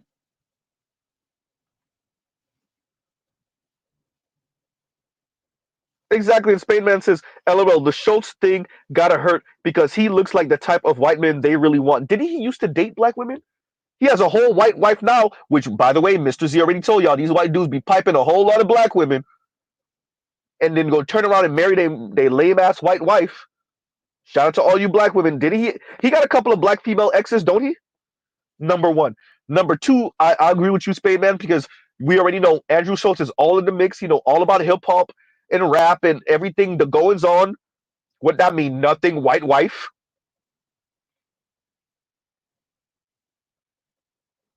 And Toya says he liked mixed girls for a while. Yep, his wife don't look mixed. His wife is whitey white, right? And Leon says survival sex is different than buy nice cars and crazy bags. True, right? Imagine that you talking all this crap, all this mess about black men, and we watch Travis Kelsey. Has it been a year? Yeah, just about a year. We watched Travis Kelsey and Andrew Schultz give y'all a ass to kiss,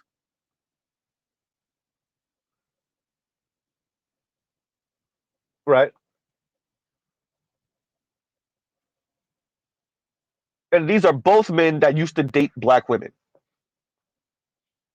But instead of you speaking on that, you would much rather speak on how, well, how undesirable black men are, how black men are lazy bum losers, effeminate while being hyper masculine. How does this make sense? Mr. Z doesn't know, right?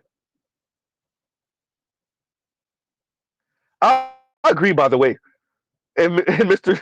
Shook to you, Mr. Shook to you and me we're in agreement on this 100%. And Mr. Shook to you says, in my opinion, Schultz isn't very funny, and he has a punchable face. I agree. By the way, I think the same thing about Akash too.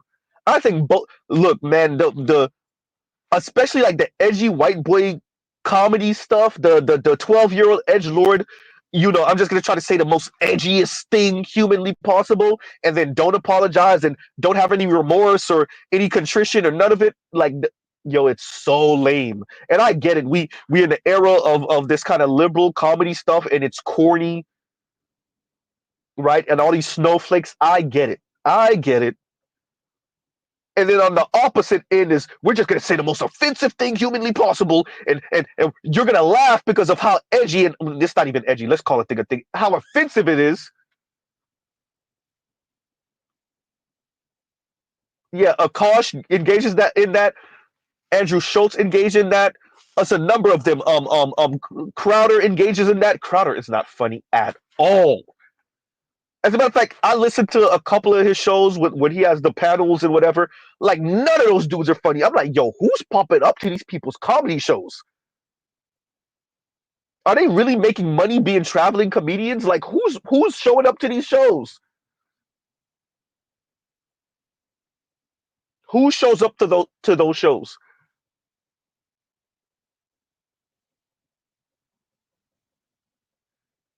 Right? As a matter of fact, there is a video if I remember correctly. Maybe y'all saw it. Akash was on stage and he making jokes, and I want to say it was a sister, and like she didn't laugh. She was I think she was maybe closer to the front. She didn't laugh. I think she might have had a straight face because the camera obviously is facing him. And then you see him bend down and like he's talking to her or whatever like that. And like I think he eventually ends up kicking her out or having her kicked out or whatever because like she just was like not like yo, you're not funny, like you're not right. Trail says college tours. That's who's showing up. That's how they making their money on college tour, right? Wow.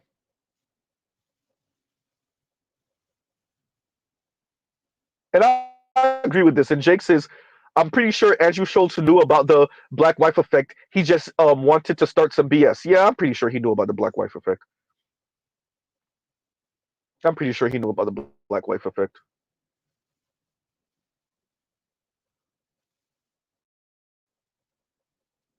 And look at what he said. The black men did not say that. The black men are not the ones who spoke about slapping and being miserable and losing your hair because you got this black wife and she's driving you crazy. By the way, Andrew Schultz just lets y'all know what white men think about black women in relationship. Violent and miserable. Now, when Shay Sade went over what white men think about black women, right? When the articles and when they do the studies and stuff, what hyper they thought of black women as aggressive, right? Mean, these type of things. Is that all white men? Clearly not. Most, yes. Huh?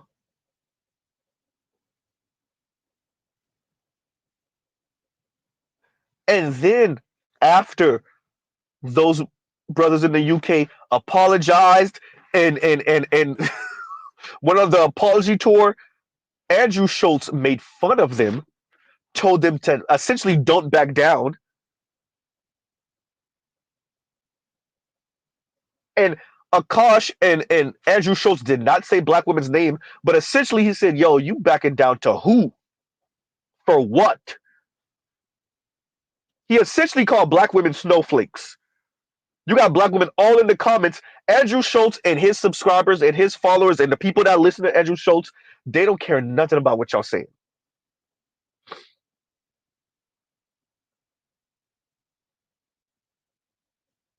Huh? And Mr. Shook to you says, let me get this correct. Is the black wife effect essentially transforming non-black men into pseudo-black men? It's giving black men swag. I mean, giving non-black men, essentially black men swag, but it's essentially giving non-black men swag, right? Let's say IT guy makes pretty good money. He doesn't know how to dress. He doesn't, he's pretty square. And he starts dating this black woman, and then his wardrobe levels up. She levels up his wardrobe, right? Now, dude is wearing Versace cologne, right? His suits and his shirts are actually tapered with his pants.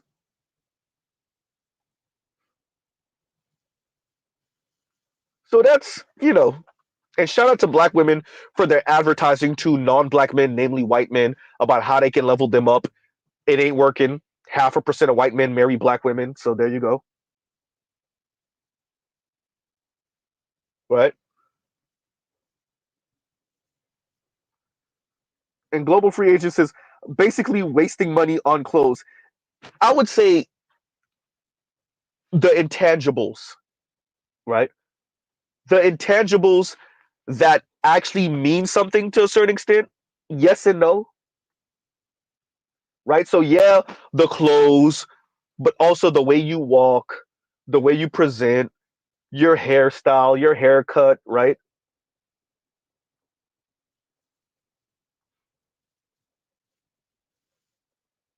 Exactly. And Spain Man says black women playing dress up with their white man, right?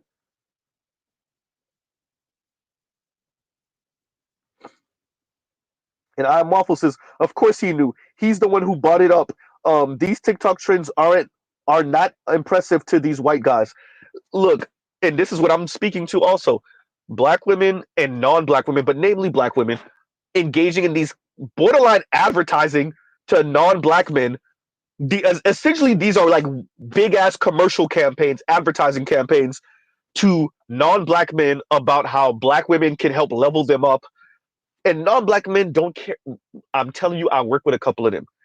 I used to work with even more, but I work with a couple now. They don't. First of all, they don't even know. So Andrew Schultz and some of his people are the rare few non-black men that even knows about this black wife effect in the first place. Cool. But then even when they find out, they're not budging. If they have a black girlfriend, they're already there anyway. If they mess with black women, if they find black women attractive, they're already there anyway. And if you're advertising to the ones that aren't interested in black women, which is the majority, they don't budge. Shout out to black women. They don't budge. Look, this young lady is a prime example. Once again, links are in the description box. Recording herself in her car as a single mother, talking about how horrible black men are and how she gonna date out. And here we are, what, a year or so later, and now she's telling you she got to get back on the dating apps because her $80,000 isn't. It's not enough. Remember, Amala covered her. Amala covered her and a number of other black women speaking about how horrible black men are. White men were all in. They're still there, by the way. White men and white women and non-black people are all in Amala's comments, waxing poetic about, yeah, I've had a dark-skinned black girlfriend, and she told me how horrible black men treat them. And and all the low-key racist tropes. Dear black women, shout out to you for allowing for these non-black folks to get their little racist one-liners off behind quote unquote defending black women, and they turn around and don't marry y'all anyway. Oops. So all in the comments are white women. Oh yeah, I have black female coworkers, and they tell me how black men treat them. And black women work so hard, and so it sucks that they're stuck in the black community with black men. I'm telling you, all through Amala's comments is that. All through Amala's comments are non-black people, quote unquote, defending black women. This young lady was part of the videos that Amala covered. That was over a year ago, if I'm not mistaken. She still don't got no man, including a white one. And that Amala video has how many views? Some hundreds of thousands? And she still don't have a man.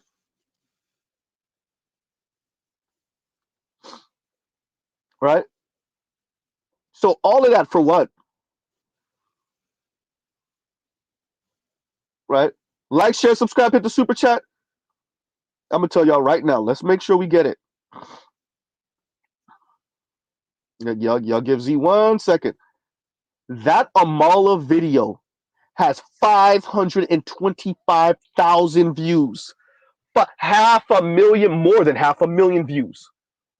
525,000 views.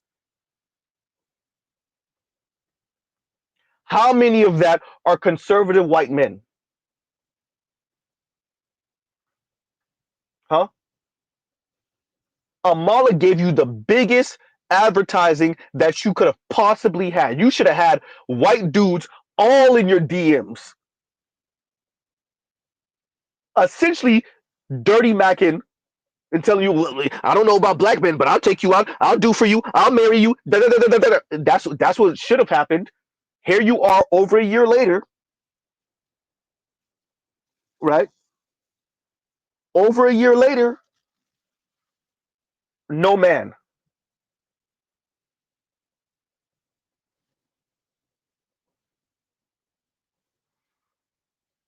Huh? 525,000 views. White men throwing black men all under the bus. White women throwing black men all under the bus. Here, first comment, I have to respect the fact that she wants something more than being a baby mama. 2,400 likes. 2,400 likes. Another one, I won't date black men either, but to be fair, I am a straight man. Okay, yeah, whatever. Right? Huh.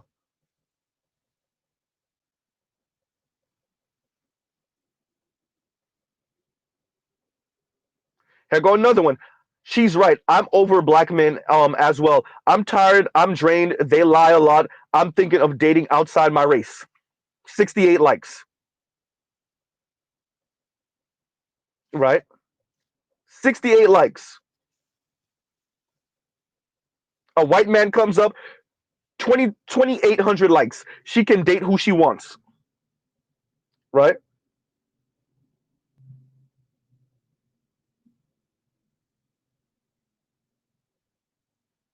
94 likes. As a black woman personally, it was black men who showed me they had no interest in me.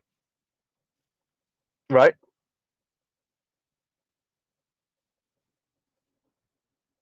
Wow. 1,000 likes, really 983 likes. Dropped the race loyalty mentality years ago and never looked back. 62 comments, 983 likes. One a reply to her says, like, share, subscribe, hit the super chat. A reply to her says, never had it, never even knew it existed until after college. I still think it's extremely weird. Oh boy.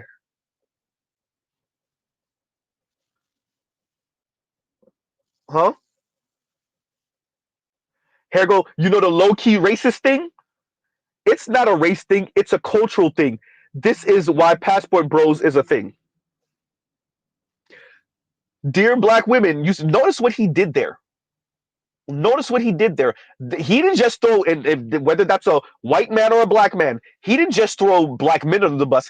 He threw the entire black community under the bus. He said, this is why there's a passport bros. It's a cultural thing. So he spun it and threw black women and black men, namely black women, under the bus. But y'all don't get it though. Right? Wow.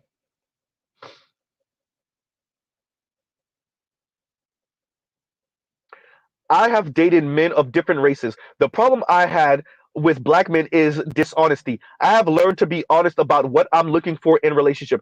Of all races, black men are most likely to lie and tell me that they have the same relationship goals as I do, only to say something else later on. The white men I date tend to be more honest and direct. Ma'am, if that was true, I'm assuming that you don't want to be married, because if that was true, then you would say that you're married because you met the white man who was true to his word. So I'm assuming you're married to a white man. I'm just going to make that assumption.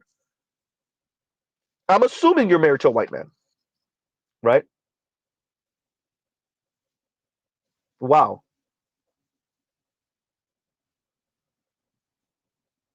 Shut the hell up.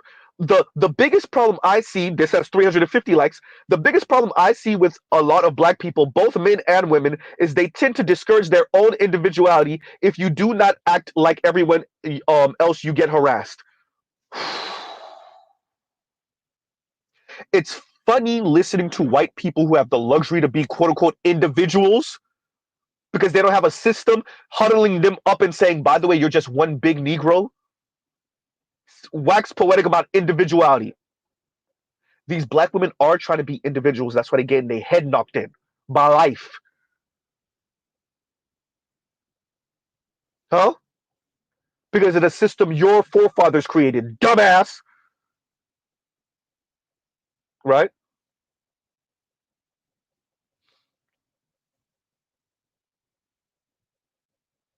Oh boy. I'm as an Afro Latina, I'd rather be single and be rich. Rich auntie. Here we go. As an Afro Latina, I'd rather be single and be a rich auntie than to deal with crap. 240 likes. And the article says single Latina and single, once again, single and childless and single and childless black women and single and childless Latina women have the least amount of wealth in America. Okay, Miss Latina, Afro Latina, rich auntie. Okay, yeah, that's it. Huh? Oh boy.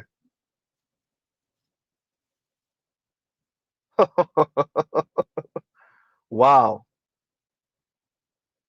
731 likes. I'm married with kids now, so this has no impact on me, but I can share my experience. As a young black girl in the inner city, black boys rarely paid any attention to me. They were mainly interested in the light-skinned girls, Puerto Ricans, and white girls. As I grew into a young adult, this trend continued and my attraction turned towards guys who were interested in me, which happened to be mainly white guys. I believe that hip hop culture has a lot to do with the issues that I faced. And we had black women complaining about the same thing in the 1960s and 70s, before hip hop took off. Colorism before hip hop took off. Yeah. Like, share, subscribe, hit the super chat. Huh. Wow.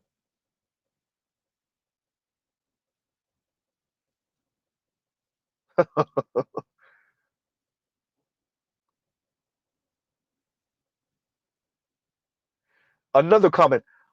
She's not wrong. I'm married to a black man, as most black women I know. However, most of us, it was a struggle finding a marriageable black man who desired to take on the masculine role in a relationship. Unfortunately, the majority of black men I've met are irresponsible, emotionally immature, and lack the sexual discipline needed to enter a committed, faithful relationship. It seems statistically black women fare better when they marry interracially, specifically to white men. White men are not hearing you, man.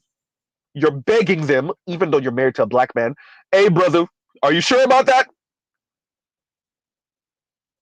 White men are not hearing you, ma'am. And that, by the way, that has 929 likes. Thank you for your racist tropes, even though you're married to a black man. Once again, brother, are you sure about that?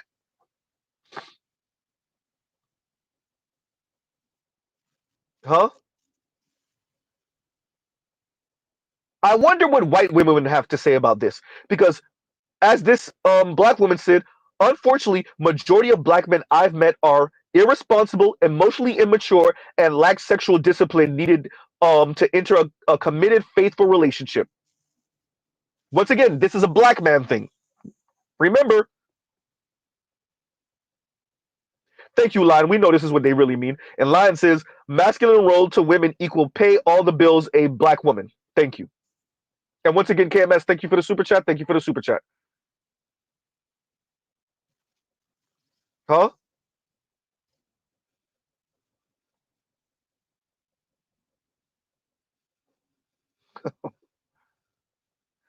Statistics, this has 175 likes. Statistics do not lie. As black women, if you are looking for a straight man with good characteristics and the skills to be a good father and husband, you will have to explore your options outside of the black collective.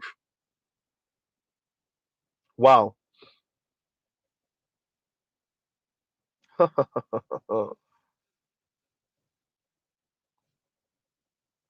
As a white guy, see, this is once again black women allowing for white racist men to say whatever they want. As a white guy, I find it hard, and this has 359 likes. As a white guy, I find it hard to relate to the guys who act in the way she does, in the way described. I don't have many guy friends. Like Amala said, it crosses all races and boundaries. I can't control all men. I am, however, raising three boys to grow up into respectable men. I hope there are enough respectable women for them. Right? Wow.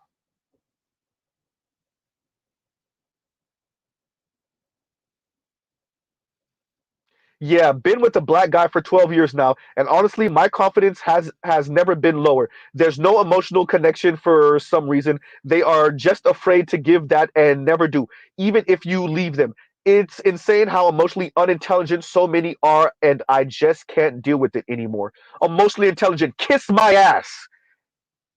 Reassure me every day, all day. Right?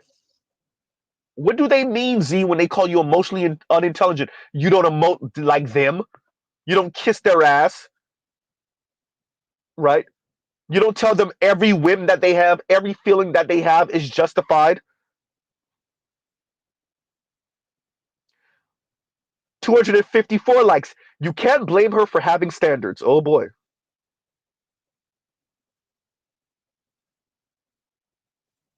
Wow.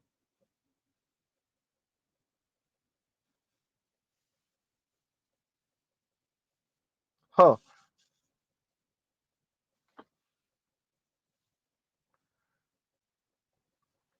And here we go. This is when it gets good. Once again, like, share, subscribe, hit the super chat.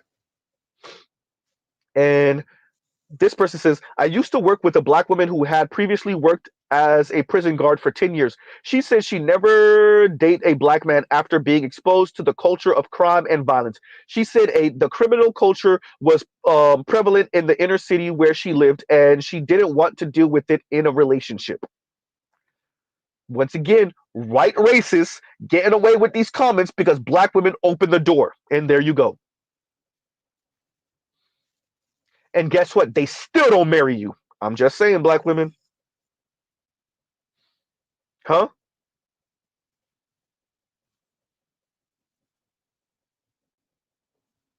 Wow.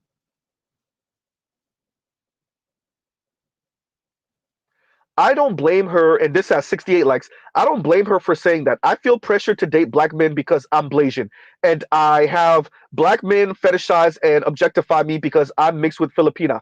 One time, a African American man came up to me asking me out of nowhere, what's my other half after I told him I was Filipina, and I told him I was Haitian. Oh boy, it's one of mine. Jesus Christ.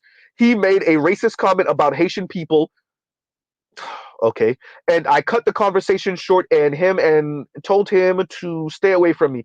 I respected black men who have contributed greatness in our community, but I will never ever date them due to my experiences. Ma'am, end up go have the white men jump up and down your esophagus, ma'am. I hear you. I hear you. By the way, dear white men, that was her begging one of y'all to come and get her from Blackistan, or one of you non-black men, any non-black man, right? Huh?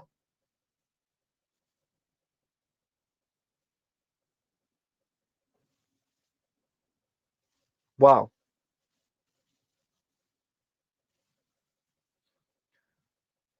This has 224 likes.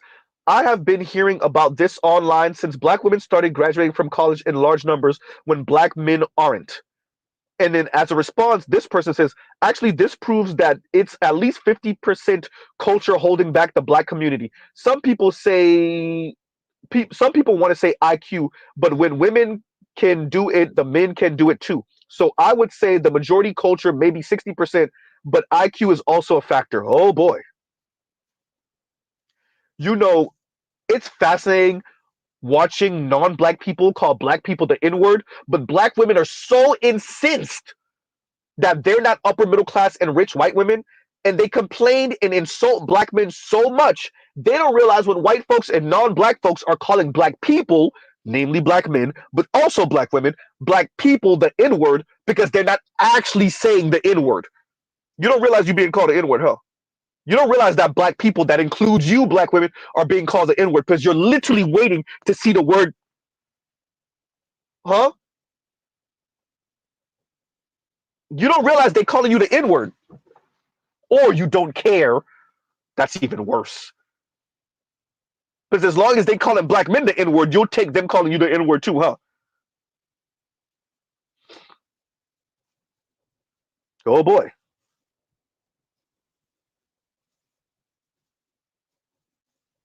Wow. So you're watching non-black folks and even some black folks speak about culture and IQ, and y'all don't realize that's the N word you're either saying or allowed to be said. Okay. As a gay white man, I won't date black men either. 118 likes, right? Wow.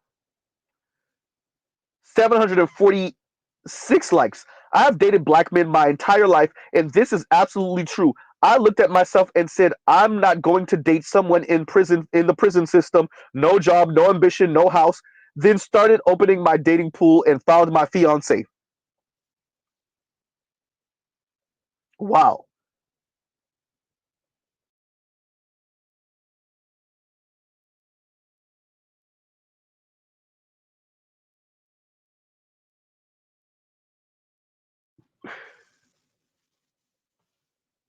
These people are allowing all type of just to defecate on black men, just to defecate on black men. Wow. This person has 112 likes. She's getting support because it resonates with so many of us. I've been saying for a long time that things won't change until we women change. We must be better and make better choices. And while having relationship with men of other racial or ethnic backgrounds is an option, that's not going to be an option for everyone.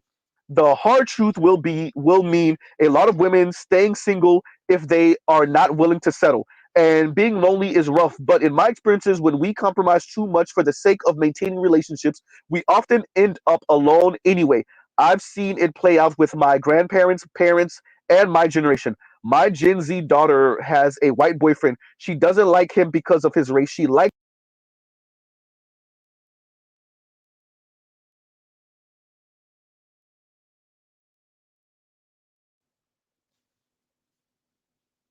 right? 112 likes. Your daughter isn't with a white man because he's white.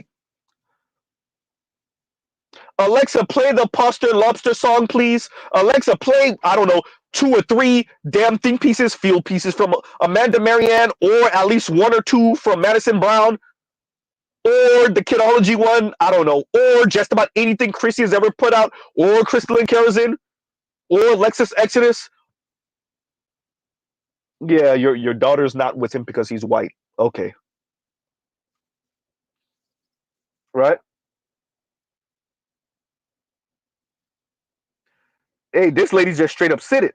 Same here, sister. White man for me. I married a white man. The smartest thing I ever did. Right? Wow. Huh?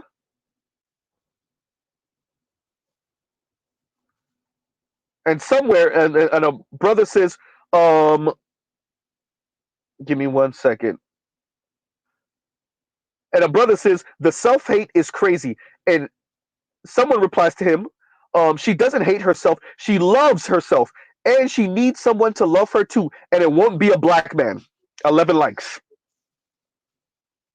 Right? Black women just know. Right?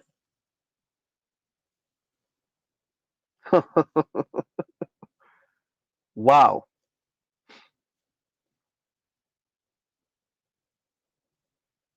Wow.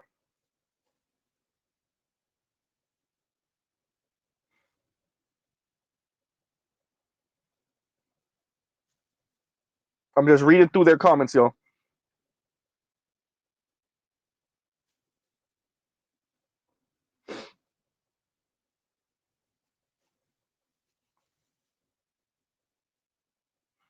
Hmm. If your community, and this has 90 likes, actually, give me 1 second. Like, share, subscribe, hit the super chat.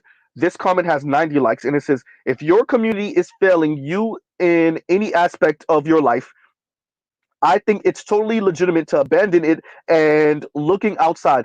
Let them call you a traitor and self-hate, so, well, self-safe, self-safe hater. Okay, okay, I never heard of that before. Okay, fine. After all, you only live once, right? Wow.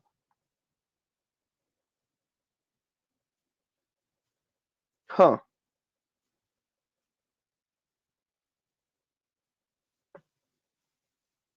I love it.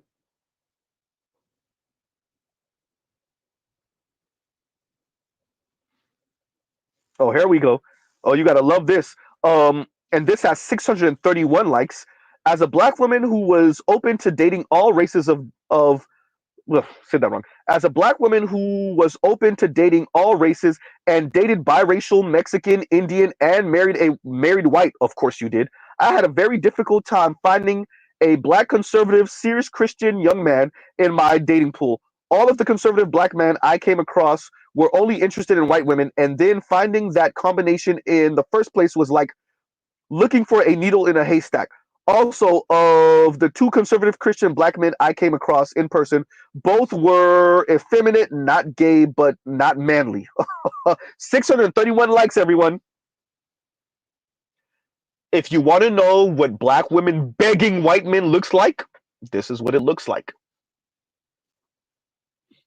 right? This is the defecating on black men. White men, please come save us from Blackistan, right? Huh. This has 63 likes. My daughter's mom is black. My daughter's mom is black. Translation: my baby mama is black. Oh boy. All right, non black man. My daughter's mom is black. She won't date black men. It's not a racial issue. Okay, yeah, that's it. It's an attraction issue. I am white Italian and I am just attracted to darker skinned women, but also about who can provide for a family and be someone you're attracted to, ma'am. I'm just saying, ma'am. Sir, you're not even with the mother of your child. Shut the hell up.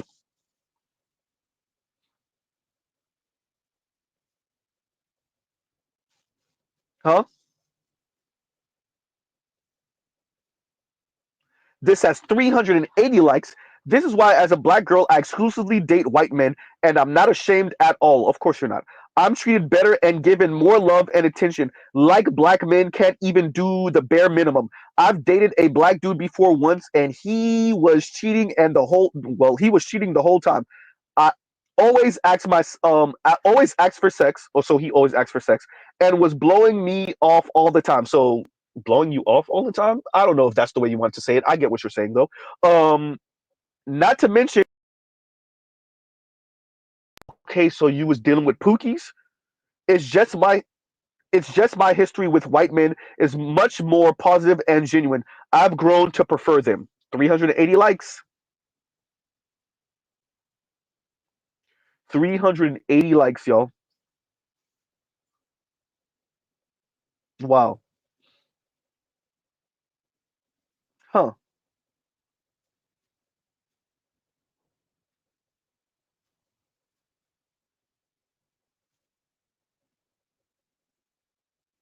If enough women spoke out like this, there might be a chance that the culture could change. I told y'all about that culture word. Um, 362 likes, right? Wow.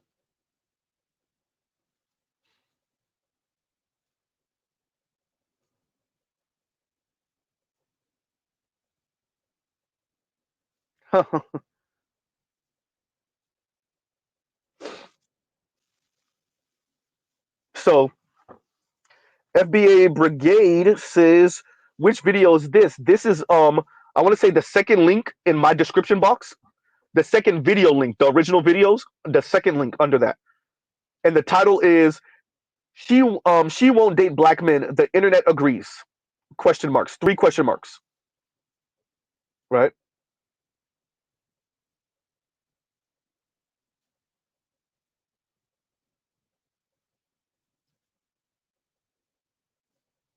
And this guy says, white guy, this has 52 likes. One of the challenges of being a white guy dating black women is having to find a polite way of saying, no, I don't insert behavior. That's a black guy thing. Some of the things they've been conditioned to expect from men are just baffling. Once again, allowing white racist dudes to slip in the racism here and there, right?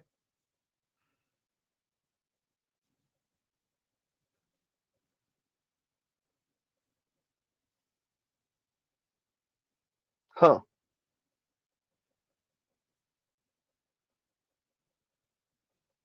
Wow.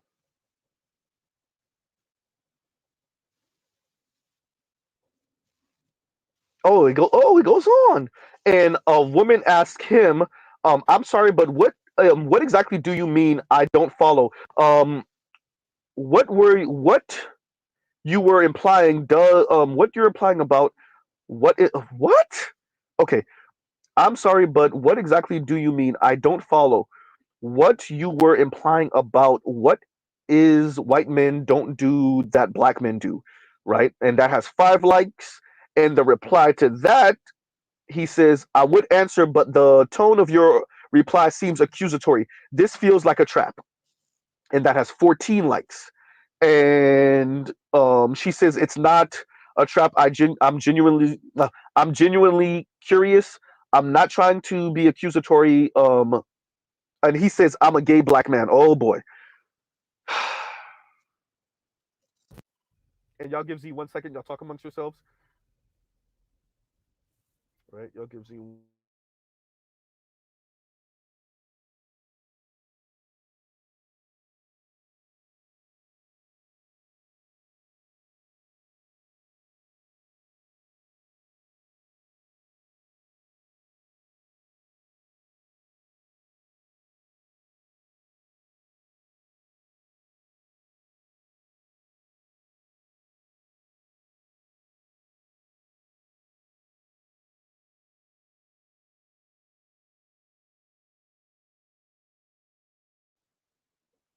And we're back. Right? And so it's a gay man saying that. And so the white guy responds, right? Regular streams, like, share, subscribe, hit the super chat. And white guy responds, ah, gotcha. To clarify, all of these generalizations are just that. Of course, I'm not saying that all black guys do X or that all white guys do Y. The one that comes up most frequently has to do with kids. I'm from a deeply Catholic, rural Midwestern background. If I were to ever abandon a family, this includes divorce when kids are involved, my family would effectively disown me. The idea that it's normal for children to grow up in a household without their father is tragic. I can't even imagine how much I'd hate myself if I did that to a child. Conversely, I'm not trying to be anyone's stepdad. I don't take sass. Oh, well, will you look at that?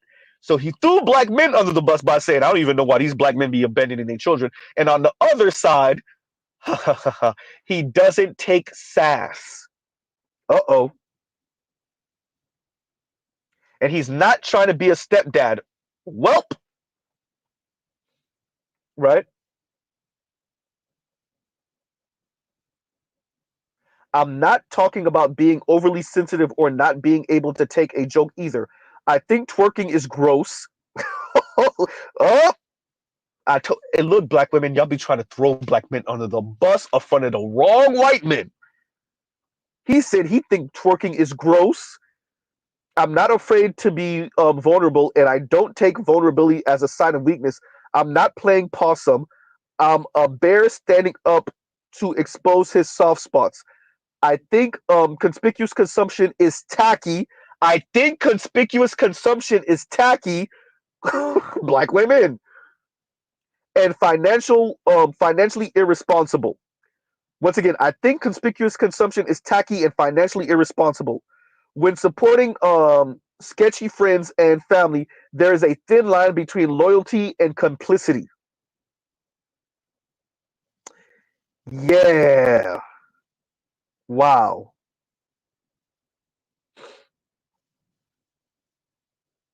Wow. Huh? Yeah. And y'all gives you 1 second. Wait a minute. Let me do that. And there we go. Wow.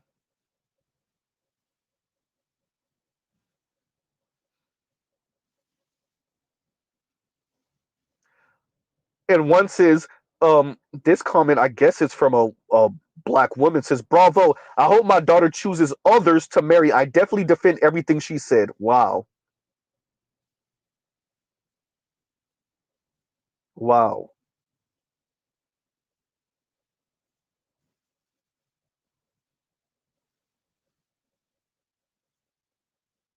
Huh. Another says, more black women should do this. Wow.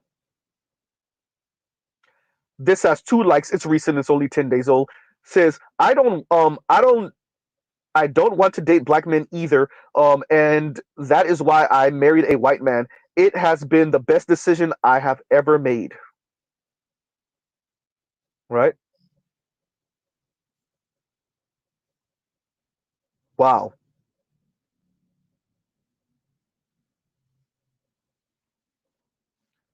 So that was the original. So, for those of you that don't get it, the reason why Mr. Z went through all of those comments, and there's so many damn comments, right? There's so many comments. 9,300 comments, over 9,000 comments. The reason why Mr. Z went through all of those comments was to emphasize this was the original video, right? So this was the original video of the young lady that we're covering, where she spoke horribly about black men and how she was going to expand her options. Cool. And you read through those comments. Now here we go. Over a year later, looks like something more like a year and a half later, give or take. And what we find out is this young lady is earning $80,000 a year as a nurse and a single mom, and she's struggling. Huh?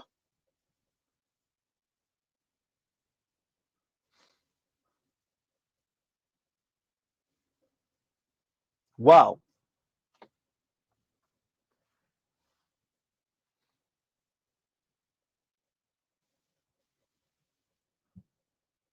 And there you go. I'm just saying, everyone. This is why I covered this today. This is why I covered this today.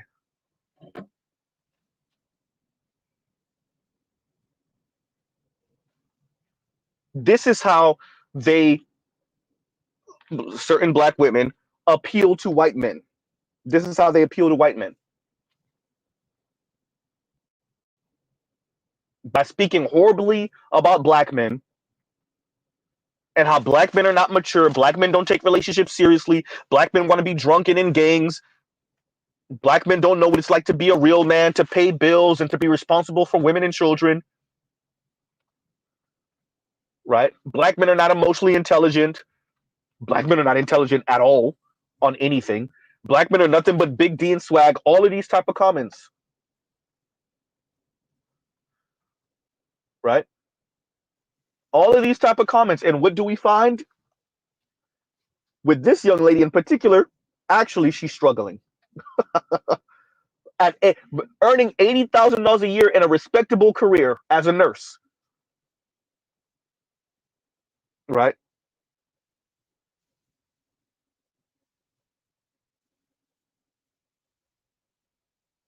You feel me? And Telescope says percent of black women married to white men equals 1%.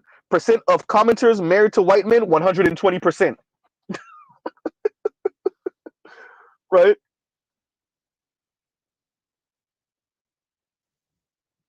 120%.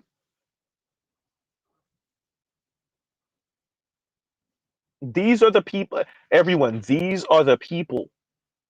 Look how negatively they speak about black men. So these are divestors, but they're not like divestors and swirlers, but they're not like the foaming at the mouth divestors. They're not all the way Nazi with it, all through Amala's comments. They couch it, and because once again, Amala obviously has a more conservative crowd, even though you see a couple of gay black men in the comments. She has a conservative gay black men. Yes, that's a real thing. Yes, it exists. There's actually I'm thinking about this brother right now, conservative gay black dude, and he's doing numbers on YouTube, right? So because this is a conservative crowd, they're framing this in a more quote unquote traditional Christian or Judeo Christian framing. It's conservative, it's Christian, and yet it's still the same thing. Black men are lacking compared to non-black men, namely white men. And they come up with all the racist tropes. They want to be at bars and clubs drinking. What? They don't want to be fathers. They don't want to be providers. They don't want to be protectors. And Global Free Agent, thank you for the super sticker. Thank you for the super sticker. So all of the stereotypes. Remember, Amala covered this. I wonder if Amala's going to cover it now. Amala, are you going to cover it now? Now that the young lady tell you what it really is? Are you going to link? You don't got to say nothing about Mr. Z. Are you going to show that, okay, she was saying this, but really this is her real issue? She's trying to live beyond her means. She's already a single baby mama. And maybe she was talking crap about black men because black men don't want to subsidize her and she's looking for a white man to do it. Are you going to say that, Amala? Of course you're not. Are you going to revisit this story, Amala? Probably not. Of course you're not. Huh? You don't got it in you. This is what it really is, Amala. This is what it really is, Amala. This is the real thing, Amala.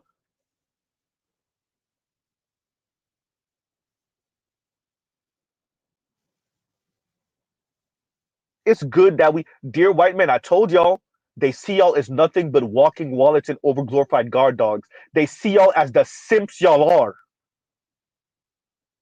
They beat up on men of varying races because they know your racist ass. I'll save you, women of color. Or at least I'm a virtue signal to you. Da da da da. Super simp white man came to save the day.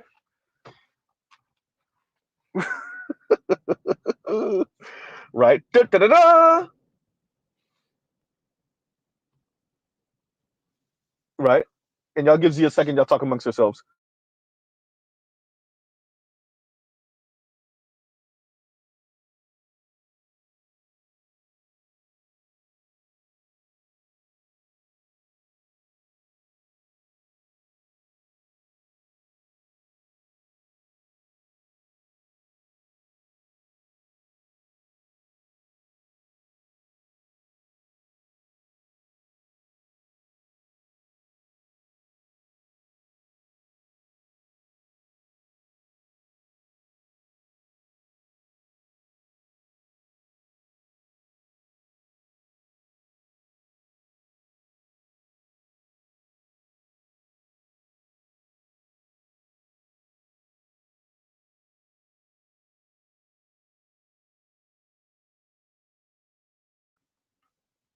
Right? And we're back. So, I had to cover this. Because and shout out to O'Shea Duke Jackson for remembering this was the same chick. Because the second I saw her, I was like, I remember this lady. This is what it really is. And that's when I went to go find all of the links that I know exist of what women are really complaining about. They can't afford their life.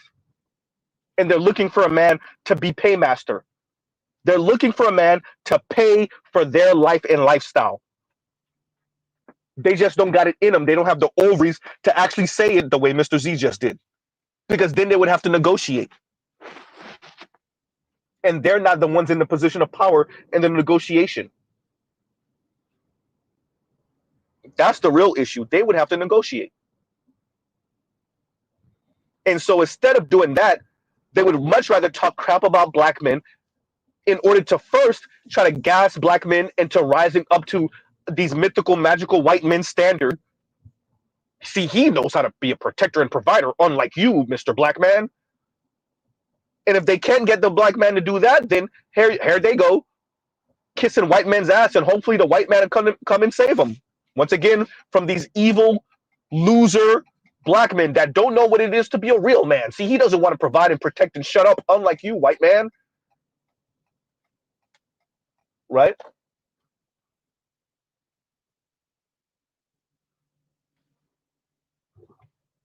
Huh.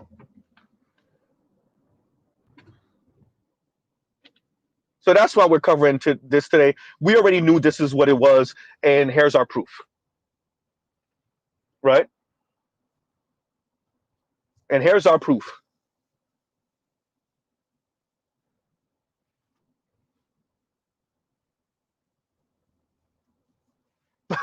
Trail said we don't negotiate. Negotiation. The negotiation department does not negotiate. That's our policy. I see you, Trail. Right. But even with, and I agree. First of all, the negotiation department is closed because they're not even trying to negotiate. Once again, they're trying to bogart. They're trying to make you do biological, magical white men, right? Or non-black men, but white men specifically, right? Can't negotiate. How are we going to negotiate? You're right. The negotiation department is closed because they're out here lying. Look at all of these white men in the comments. Look at all of these non-black men in the comments. And this young lady is now saying she's about to jump on dating apps if she hasn't already. Ma'am, 500 and some odd thousand people viewed that video. You don't got not one date in real life? You don't have one date in real life? Huh? $80,000 a year, fairly attractive, and from my understanding, one child. If you can't make it work, then what about the rest of black women? 2-3 kids from 2-3 different men earning $40,000 a year, 45, 50, and don't have the looks. And Amala was over here standing up for this chick. That's not what I was doing, Z. That is what you were doing.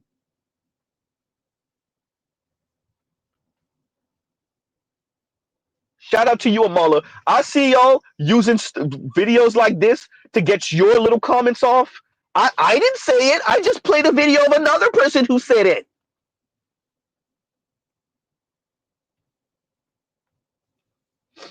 Whoever you are to Amala's boyfriend. All right now.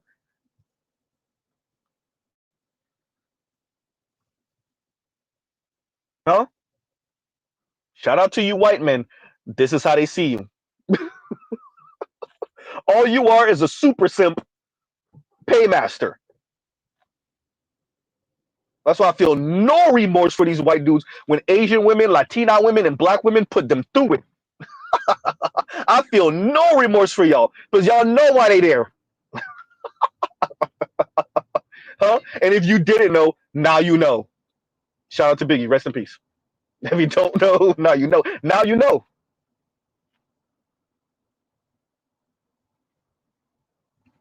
If you were under any illusion, this is what it is.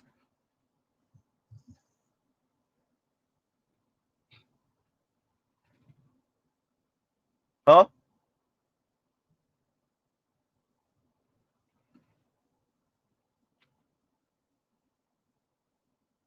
Defecated on black men. Amala covered it. And she put a bunch of other videos of black women talking crazy about black men. And really, this is the issue. They're living beyond their means, and they can't find some dumb, simp-ass, lame black man that they find attractive that's willing to pay for everything. Once again, provide, protect, and shut up. That's what they're really complaining about. Why can't I find a black man? Why can't I find a man that'll pay for everything and shut up? Provide, protect, and shut up.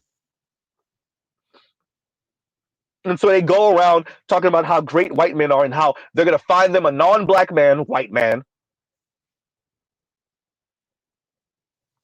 that'll be paymaster. He knows his role. He knows what he's supposed to do, right?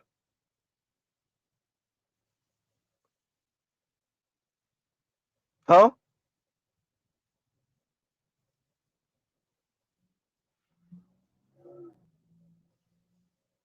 And Trell says, never negotiate with terrorists, right?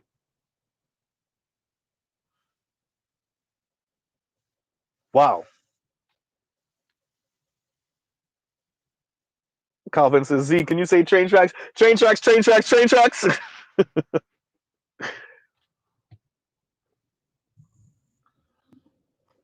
Vince said, soft transactionalism. Yeah, because they stroke the white man's ego just right, strokes someone else too, and both of them are pretending like they don't know why she there, right? As long as she don't overtly say it, he won't overtly ask.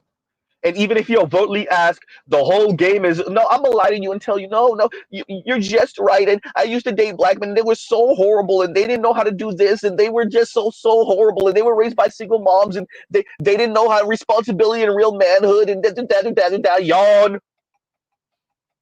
So they got them their little thing going. Shout out to women of color, namely, right? Shout out to women of color, namely black women. Thank you, Trell. Crying in the car, on camera, tearist. That's all they're doing. Hoping to find some white knight, white man, whether liberal or conservative. Oh, I didn't know black men treated you so wrong. Oh, they don't know what real manhood is. I'll show you. Captain Save 'em. Da, da, da, da. This young lady put this out over a year ago. Where's the Captain Save 'em white man right now? White men do all of this caping for women of color online, and most of them are not interested.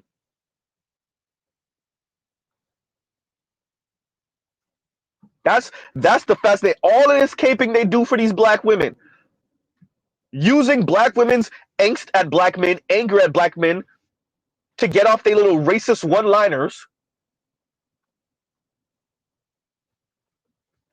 They do all that and they hide behind black women so they could get off their racist one-liners, and then turn around and still not marry a black woman. They might have sex with a black woman. They might have sex with 2 and 3 black women. The black women are in the comments right now. I dated so many white men, and they were so much. You dated so many white men. If they were so great, you would have only dated one and then married him. So either you're lying, you're making that up, or you would have passed around for a few white dudes. I said I dated Z. That doesn't mean I had sex with. Stop it. Shut up.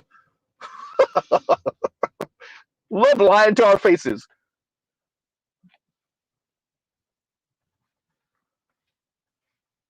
Huh?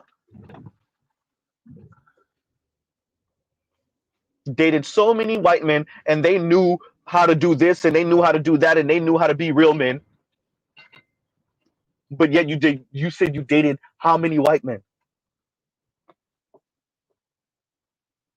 And shout out to all the women in the comments, the black women in the comments. They just straight up saying it. Dating white men was the best thing I ever did. Marrying my white husband was the best I ever did. Expanding my options to white men was the best thing I ever did. You shout out to y'all. Y'all just came up straight up the middle and said it. Right? They're not even implying anything. They just straight up said it. Black men suck. The best thing I ever did was date white men. Huh? Shout out to all you in the comments pretending. No, it's not a race thing. It's a culture thing. Which is another way, excuse me, of saying it's a race thing. All these different ways of saying the N word. And bitter, angry black women mad that they're not upper middle class and above white women are so bitter and angry towards black men, they don't even realize when they're being called an N word.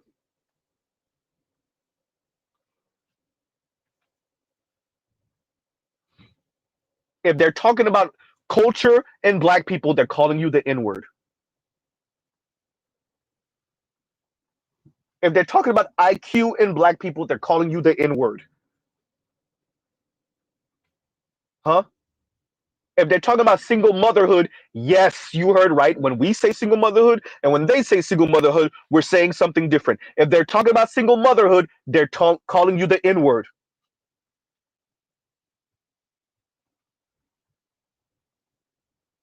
Dear black women, they're calling you the N word.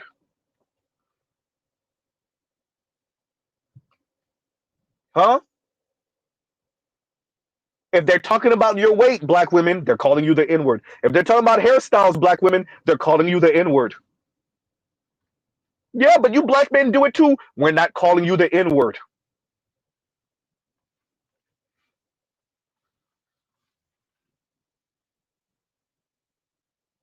Huh?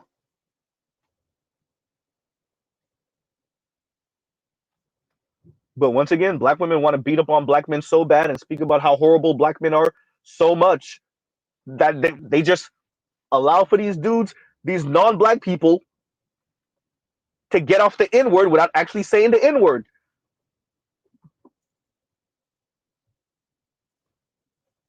This is how you get slow walked right into Auschwitz, right? This is how you get slow walked right into Auschwitz. You don't realize they call you the N word when they call you the N word to your face. Then you wake up in an internment camp like, how did I end up here, dumbass? They were walking you down that direction the whole time.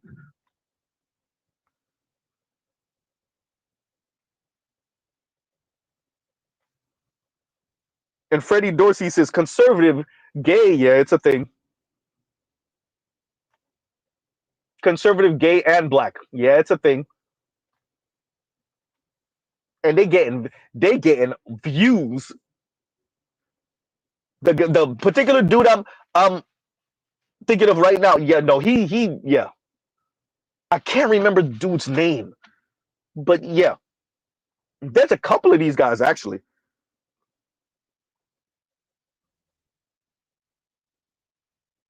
right? So yeah.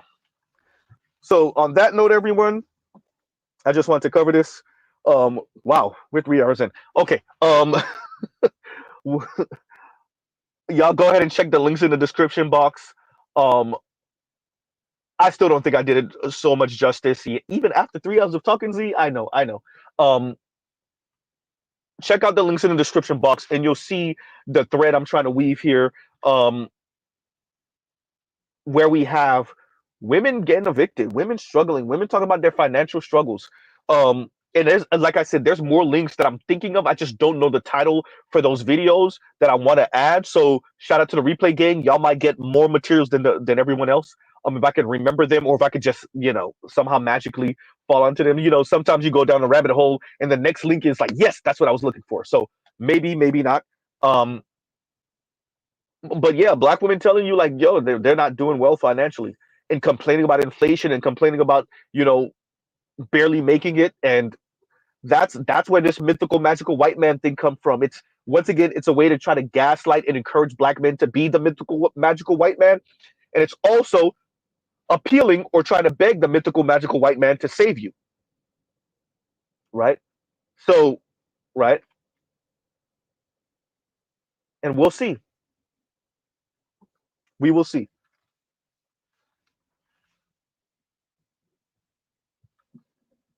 And that's what this is. That's what this young lady was engaging in.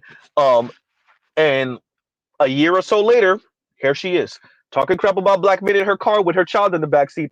Then later on, speaking about, like, hey, I'm single and I ain't making it on $80,000 a year. And I haven't watched all of it yet. No, no, Better You. And Better You says, did you watch the video from Jubilee I sent you? Not yet, not yet. And Saint Cyr says, dark skinned dude with waves? Yes. That's the dude. That's the dude. That's the dude. Right? We'll see, because I feel like we already see a bit of that now.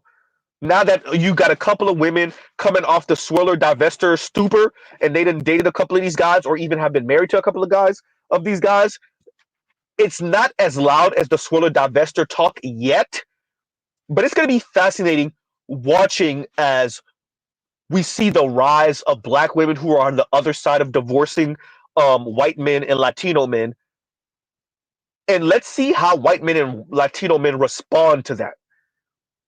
Yeah, I remember the black British lady who a few years ago she was on news and she was like, "Yo, I'm tired of dating white men. I'm not dating white men anymore." And white men were in the comments flaming her ass. She was like, "Yo, I'm tired of having to explain race. I'm tired of having to go through essentially like emotionally unintelligent, insensitive white comments from white men that I date. I'm not doing it anymore." She made a big thing about it, and white men were like, from what I remember reading, white men were largely like, "Do we even care?" Number one, do we even care? Number two, and obviously they went through the whole essentially different ways of calling her the N word without calling her the N word, calling her snowflake and all different type of thing, and yeah. And oh, by the way, my response was to Mr. Shook to you that said 2025 will be the year of quote unquote blame Ryan and Hector with a influx of newfound divestors. Yeah, right. Yeah,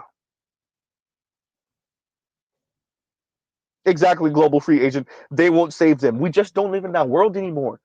And I think before women really, really get hit upside the head when we don't live in that world anymore, you're going to keep on seeing an increase in the short term of women putting out these videos. So right now it's really black women about black men, but you're going to continue to see videos from women writ large across the West, namely America, about like, why aren't these men paying bills? Why aren't these men paying for first dates and dates in general? Why are these men keep on talking about 50-50?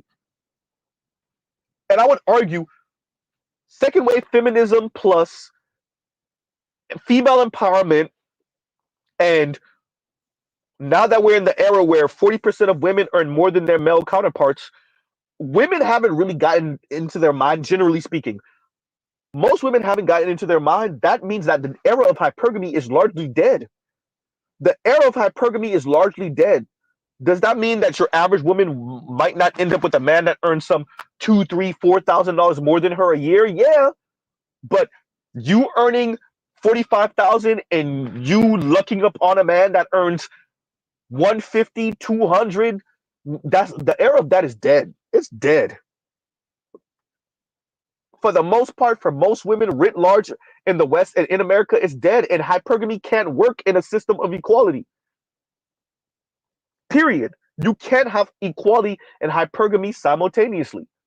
You can't have egalitarianism and hypergamy simultaneously. And shout out to all the women who just can't math.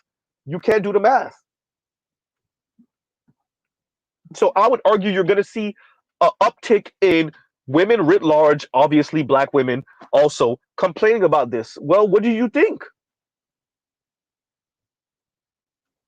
Right? So yeah, the white men won't save them. Most white men can't. The type of save that these women are speaking about, the type of money that makes you quote unquote free, the type of money that liberates you, the FU money, most people on planet Earth don't got FU money, including white men. Right? Including white men. And that's the type of money black women are actually talking about. FU money.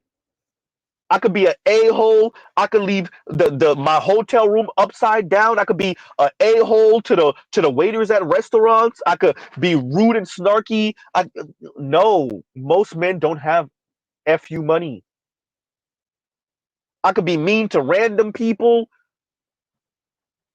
Most men don't have FU money. That includes white men. I could be unpleasant. I could be unbearable. I could be insufferable. And It's okay because my man got it like that. My husband got it like that. My boyfriend, my baby daddy, my sugar daddy got it like that. Most men don't got it like that. So once again, to global free agent, yeah, they won't save them. Most white men can't save any women. They can't save white women from white patriarchy, capitalism, etc., etc., etc.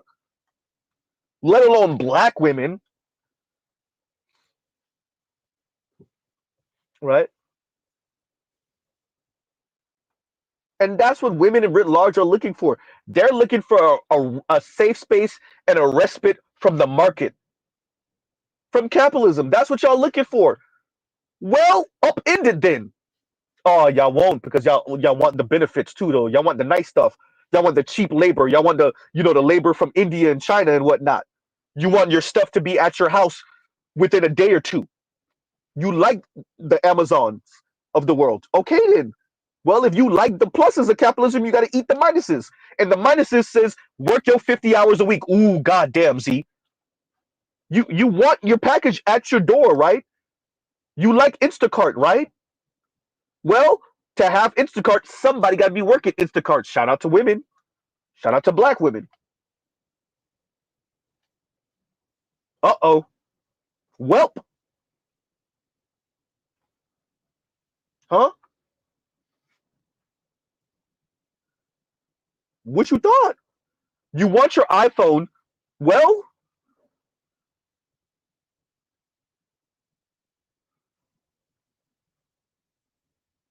God damn it, Lord Lovesmith. And Lord Lovesmith says, that black conservative gay dude is in South Florida. That's all I'm saying, Z. Jesus. God damn it. You say he's the real Moonlight? God damn, Z. Uh, if y'all didn't know, Moonlight was recorded down here in South Florida because, of course, it was. Am I saying the right movie name? Is that the right movie name? I think that's the right movie name.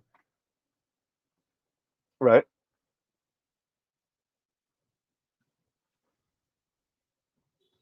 Huh?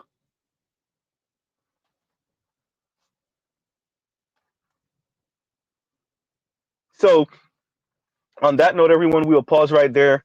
Y'all check out the links in the description box. Hopefully, they kind of paint the picture for those of you that didn't get it. Yeah, we're over at 3 hours. So, um, love, peace, and chicken grease. Shout out to the replay game gang. Thank you, button in effect. Um, yeah, right. Check the links in the description box. Um, I mentioned Lotto earlier in her Brokey music video, so that's there too. Also, obviously, if you go through the comments for that, you will see black women talking about how hard the beat is. They're completely ignoring that she's making fun of them. They're completely forgetting the challenge that she put up after making fun of them. But hey, remember, these are the people that used to mock black men for listening to rap music that makes fun of us and our financial condition. And then they turned around and did the same thing, if not worse, because at least the rappers weren't calling us brokey to our face. The male rappers weren't calling us brokey to our face in a song. A lot of called y'all brokey to your face in a song and said y'all only go out on your birthday, right?